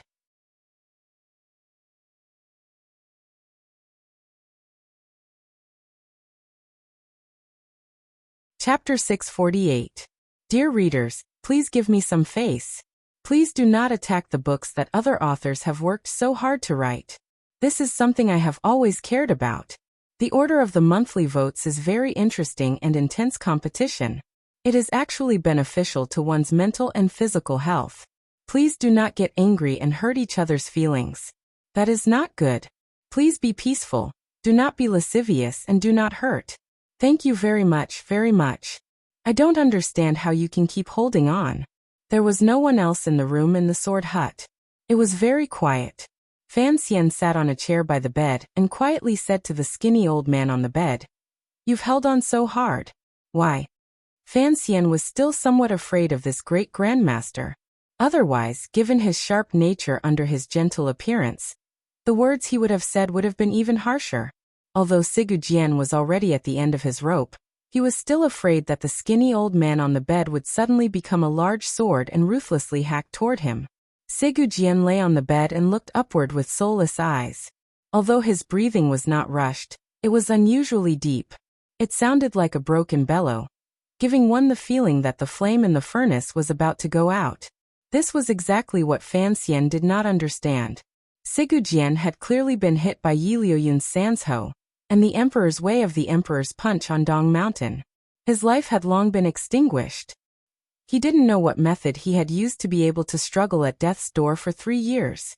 However, a month ago, after being stabbed twice by the Shadow's thunderous sword, this great grandmaster finally could not hold on any longer. The zhenqi in his meridians had completely dissipated, and he had become a piece of dead wood on the bed. Fan Xian could clearly sense the pain and price Sigu Jian had paid to forcefully extend his life. He didn't understand. Since living was so difficult, and the agreement had already been reached, why did Sigu Jian continue to use the pure life-saving zhenqi in his body to forcefully drag on? Sigu Jian's body was already very skinny. In this month's battle with the Netherworld, he had used up a lot of energy. He had lost nearly 10 kilograms. His entire body's flesh had withered. His skin was almost sticking to his bones. He looked terrifying. The sound of laughter rang out from the bed. In a raspy voice, Sigu Jian said in a low voice, "There is no reason for life and death. I don't want to die yet, so I want to live." Fan Xian looked at him calmly. After confirming that he was already paralyzed in all 4 limbs, he couldn't help but sigh. Standing up, he said, "Logically speaking, your disciples have injured me many times in the past. Of the 100 tiger guards you killed on Dong Mountain, many were trusted subordinates whom I wanted to protect. For some reason, seeing you about to die, I don't feel much of the joy of revenge. Because you know that those tiger guards were killed by your emperor through the sword in my hand." Sigu Jian's breathing gradually calmed. His words also gradually became steady. Only his eyes, sunken deep in their sockets, could no longer condense the sword light that had once dominated the world. They were cold and slack. Fan Xian paused for a moment, and then respectfully asked for guidance. "I really want to know how you've survived these years." Sigu Jian was silent and didn't speak. Fan Xian walked forward and stood by the bed. He gently lifted the blanket and carefully pulled back the soft, light clothing covering the great grandmaster's body. Looking at the large wound on his chest, he didn't speak for a long time. This was a rude and disrespectful action. No one else in the sword hut saw it, but Fan Xian still felt that his action was rude and inappropriate. He only glanced at it before carefully pulling the clothing on Sigujian's body into place. A great grandmaster on the verge of death could only have Fan Xian look at him like he was examining a corpse. Presumably, Sigujian should feel angry in his heart. Strangely, Sigujian's gaze did not change at all. He only looked at the beam above his head. No one knew what he was thinking. Fan Xian sat back in the chair and began to carefully think back to the wound he had seen earlier. The reason he was interested in Sigujian's wound was because he truly didn't know how this great grandmaster had extended his life by 3 years. He knew that the true cause of Sigujian's death was the punch the emperor had landed on his body. Even if he was a great grandmaster, the meridians in his abdomen had all shattered, and his organs had all rotted. How could he have survived? In the manner of the master of the city, when the shadow had tried to assassinate Sigujian, Fan Xian had caught a glimpse of the strange wound on the great grandmaster's abdomen. The wound was suffused with a terrifying green light. This green light was a color Fan Xian was familiar with. It was the color of poison. Fan Xian sat in the chair and was silent for a long time. Suddenly he said, "How long did Sir Fei stay in Dongyi?" Sigujian smiled with difficulty. A moment later he quietly said, "Actually, you are smarter than you think." Fan Xian sat woodenly in the chair and said, "To use a strong poison to cut off meridians and freeze rotten flesh, this kind of mysterious method of using poison is not something everyone can do." He sighed and gently rubbed his temples. "I once heard Sir talk about this kind of realm when I was young, but I never thought that someone could actually do it. Of the 3 great grandmasters who use poison in the world, Xiao En is dead. I know the one in Dongyi was made up by you. Although he had some skill, other than Sir Fei, who else could truly use poison to let you live a few more years? Furthermore, he always told me that he was going out to sea. If he didn't leave from Chuanzhou, he would leave from Dongyi." It was as if Fan Xian was talking to himself. In a quiet voice he said, "He cured you back then. It is not too surprising that he has come to cure you again." Sigujian's body was frozen on the bed, unable to move at all. Coldly he said, "Fei Jie stayed in the sword hut for a year and a half and then went out to sea." A sense of confusion suddenly rose in Fan Xian's heart. When he saw Sigujian's injuries in the manner of the master of the city, he had already become suspicious. He had thought that Sir Fei Jie was still quietly hiding in the sword hut. He had not thought that he had long left. After he had been reborn into this world, other than his grandmother and Uncle Wu Zhu, his 2 relatives, Sir Fei Jie was the first elder he had met and the first person to wholeheartedly love him. Although he was a strange person, Fan Xian and Fei Jie had not spent much time together. The 2 of them were particularly close. It was a kind of intimacy forged through corpses and poison. Sir Fei Jie had truly gone out to sea. He would probably never return to this land again. Fan Xian's heart suddenly felt cold. A faint sorrow welled up. He thought of how his father, Chen Pingping, and even the emperor might all leave him one by one, leaving him alone in this world. This was a sorrow that was difficult to bear. Fei Jie and Yi Luyan went out to sea together. Sigujian revealed another secret. Fan Xian was silent for a long time. After Dong Mountain, Yi Luyan had only recovered from his injuries for 2 months. Then, just like in the past few decades, no one knew of him again. Not even Yi Zhong and Yi Linger knew. However, the Qing people were all used to this great grandmaster's carefree life, so no one cared too much. Going out to sea? To a new land? Fan Xian smiled bitterly with difficulty. Everyone left quite straightforwardly. Yi Luyan was stabbed by me on the mountain. It is impossible for him to return to his original level, Sigujian said calmly as he lay on the bed. Sigujian lay on the bed and spoke calmly. There was not a trace of pride or ruthlessness. Fei Jie followed him out to sea and could take care of his injuries. Yi Liuyun's hands could protect Fei Jie. These 2 old things live quite freely. Fan Xian stood. After a moment of silence he gazed at him and said, "The negotiations between the Qing kingdom and Dongyi are still continuing. As you know, this matter cannot be settled in a short amount of time. The nobles of the vassal states will certainly still retaliate. You are about to die. You won't be able to control these problems. When the time comes, I may be ruthless. This has nothing to do with me. Sigujian's small and thin body was buried under the blankets. He appeared very pitiful. You're telling me this, cough cough, are you leaving? I need to make a temporary trip back to the capital, and then come back to deal with the follow-up matters. Fanxian nodded and walked toward the door. When his feet suddenly stepped on the doorstep, he suddenly said, "Just what message did Chen Pingping have Fei Jie bring you?" It was like Sigujian had fallen asleep and did not reply. Fanxian turned around at the doorstep. His eyes were full of worry. He continued to ask, "Ku he wants to prolong Chen Pingping's life, and Chen Pingping wants to prolong your life. Why must you old people suffer so much? Sometimes, I truly cannot believe that the old director would choose such a path. It is not in line with his sense of beauty. I am also very surprised." Sigujian laughed in a very ugly way. That old dog has clearly always been loyal to the Qing Emperor. Why would he help me protect my life? Is he not afraid that I will slaughter through the hanging temple? Fanxian didn't open his mouth to speak. He thought darkly in his heart that the things that the old cripple was thinking of were just using human nature. What a wretched and painful plan this was. 3 years ago, before the Jingdo rebellion, the director was poisoned. Fanxian suddenly lowered his head and said, "That person was someone from Dongyi." After saying this, he walked out of the room. He walked out of the lifeless room filled with murderous intent. He stood beside the large pit in the middle of the sword hut, and raised his head to look at the sky. He was silent for a long time and didn't speak. White clouds floated in the sky. The round and bright sun was at the end of the long clouds. It looked like a burning brush drawing an eye-piercing picture in the blue sky, burning itself to illuminate others.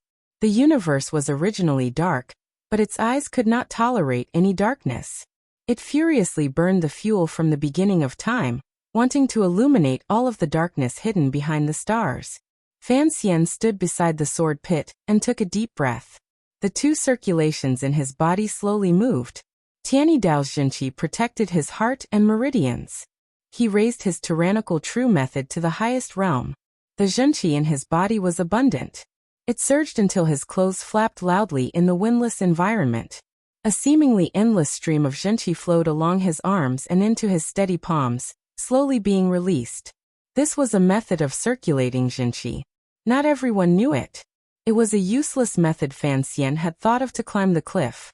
However, he had practiced it for 20 years and was very familiar with it. The Zhenqi was released and moved according to his will. It was very natural. It was an interesting idea. Who would have thought that many years later, it would have such an effect? Fanxian stood beside the sword grave with his arms spread out in both directions. The countless swords in the pit began to jingle. It was as if they felt the call of this Zhenqi and began to tremble endlessly. A simple sword was the first to be unable to withstand this kind of power. The tip of the sword cried out sorrowfully and broke free of the yellow earth at the bottom of the pit. The scrap of paper and trash that Sigujian had thrown in flew up and into Fanxian's hand. Fanxian looked calmly at the sword in his hand, and compared it to the sword of the Wei Emperor he often used. He found that it was indeed not eye-catching at all. He couldn't help but laugh bitterly and say, "It's also fate." On the bed in the darkness of the room, the dying great-grandmaster Sigujian smiled and said to himself, "It's still not enough." Fanxian looked at the sword in his hand and sighed. It's still far from enough. In the darkness of the night, 3 carriages headed west as fast as they could. The group of carriages carried the honored guests of the Qing kingdom. Under the current situation, no one dared to stop these carriages for inspection within the territory controlled by Dongyi. Thus, the group of carriages moved quickly. Furthermore, the color of these carriages was black. Mu Feng carefully poured a basin of hot water and placed it in front of the commissioner. He was terrified that as the carriages moved forward, he would spill the water. Fanxian's daily life could be considered luxurious. He didn't know where these Overwatch Council officials obtained hot water. He scooped up a scalding towel from the basin and forcefully wiped his tired face. "Is there any news from Jingdo?" "Everything is as usual," Mu Feng replied quietly as he glanced at him. He didn't know why the commissioner was in such a rush to return to the capital. Although the negotiations with Dongyi were troublesome, and he needed to return to the capital to hand the details of the negotiations to the emperor to decide, why did he have to make the time so tight? He even had to take the risk of traveling at night. Fortunately, there were no mountain roads near Dongyi. Otherwise, if the carriages flipped, no one would be able to bear the responsibility. The emperor would probably execute all of the Overwatch Council officials accompanying him. Hearing Mu Feng's reply, Fan Xian's mood relaxed greatly. It was now the 10th year of the Qing calendar. It had been 5 or 6 years since he had officially entered the Overwatch Council. More accurately speaking, from the day he was born, he had been raised by Chen Pingping in preparation to take over the Overwatch Council. At the age of 5, other than learning poisons from Sir Fei Jia, he had spent most of his time studying the Overwatch Council's regulations and organizational planning. Now Fan Xian had firmly grasped the terrifying organization that was the Overwatch Council. He had his own judgment of his subordinates' loyalty and abilities. The black carriage moved forward silently in the dark night. Although the oil lamp in the carriage was windproof and shockproof, the light still flickered. Fan Xian rubbed his tired eyes and raised them. Suddenly he calmly said, "Xiao Feng'er, you are Mu Tai's distant nephew, right?" Mu Feng'er paused. He thought that Sir had long known of this matter, but he still replied respectfully, "He is my uncle, but there has never been a third generation." If someone wanted to kill Mu Tai, what would you do? Mu Feng'er jumped in fright and stared at Fan Xian in a daze. For a moment, he couldn't say anything. Fan Xian smiled and said, "I'm just giving an example. How about this, if Mu Tai and I had a grudge and he wanted to use his death to incite your hatred toward me, would you kill me because of this?" Mu Feng'er repeatedly shook his head and didn't say a word. Fan Xian shook his head in boredom and sighed. He then lowered his head again, thinking, how could there be such a stubborn person in this world? As Fan Xian moved forward through the night and returned to Jingdo to explain the Dongyi matter in detail to the emperor, the Northern Qi Emperor had already returned to the quiet Shangjing. The intersecting black and green eaves of the palace were still as beautiful as ever. Although she had left the royal palace for a while, with the Empress Dowager's powerful suppression and the cooperation of trusted officials in court, no one had discovered anything unusual. In comparison, the Northern Qi royal family, which had long been thought by the Qing court to be at odds with mother and son, was actually as united as a metal plate. They knew much more clearly than the Qing kingdom. The Northern Qi emperor stared in a daze at the dark night outside the palace. She turned her head to glance at the beautiful woman reading a book behind her. Suddenly she asked, "You and Fan Xian were only in the room for an hour. Was he in such a rush? Or were you in the throes of love and unable to control yourself?" After returning to the palace, although the little emperor's favor toward imperial consort Li had not decreased, the sharpness in her words could not be stopped. Sea Lily had grown up with her, so of course she knew what kind of person she was. She had endured for half a month without explaining, but today she smiled and said, "Your Majesty, I know you are jealous. There is no need to show it so obviously." When Fan Xian had said those words, the little emperor's expression had become ugly. After hearing Sea Lily's words, she couldn't help but huff coldly. Sea Lily stood up, walked behind her, and rested her cheek on her thin shoulder. She wrapped her arms around her and gently caressed her belly. Her breath smelled like orchids. Fan Xian's words are simple. If you're pregnant, then of course I'm the only one who's pregnant. No matter which one of us is pregnant, we have to tell him as a father. The little emperor fell silent and suddenly said, "I wonder if that pretty boy is having a good time in Dongyi." Sea Lily didn't reply. She only thought that Sir Fan Jr. was the most dashing man in the world, but he had caused so much trouble. He was probably caught in the middle, and would become the most troubled man in the world. The most troubled man in the world finally returned to Jingdo with great difficulty. The black carriage quickly passed through the double checks of the Jingdo garrison and 13 city gate guards, and came to the gates of the royal palace. You're tuning in to the Li Mei's Wuxia Whispers YouTube channel. We're so grateful for your support, and don't forget to subscribe to join us on this incredible journey through captivating stories. Your generosity through donations truly makes a world of difference, as it's the primary source of revenue that allows me to expand and enhance this channel for you. Thank you from the bottom of my heart for being a part of this adventure.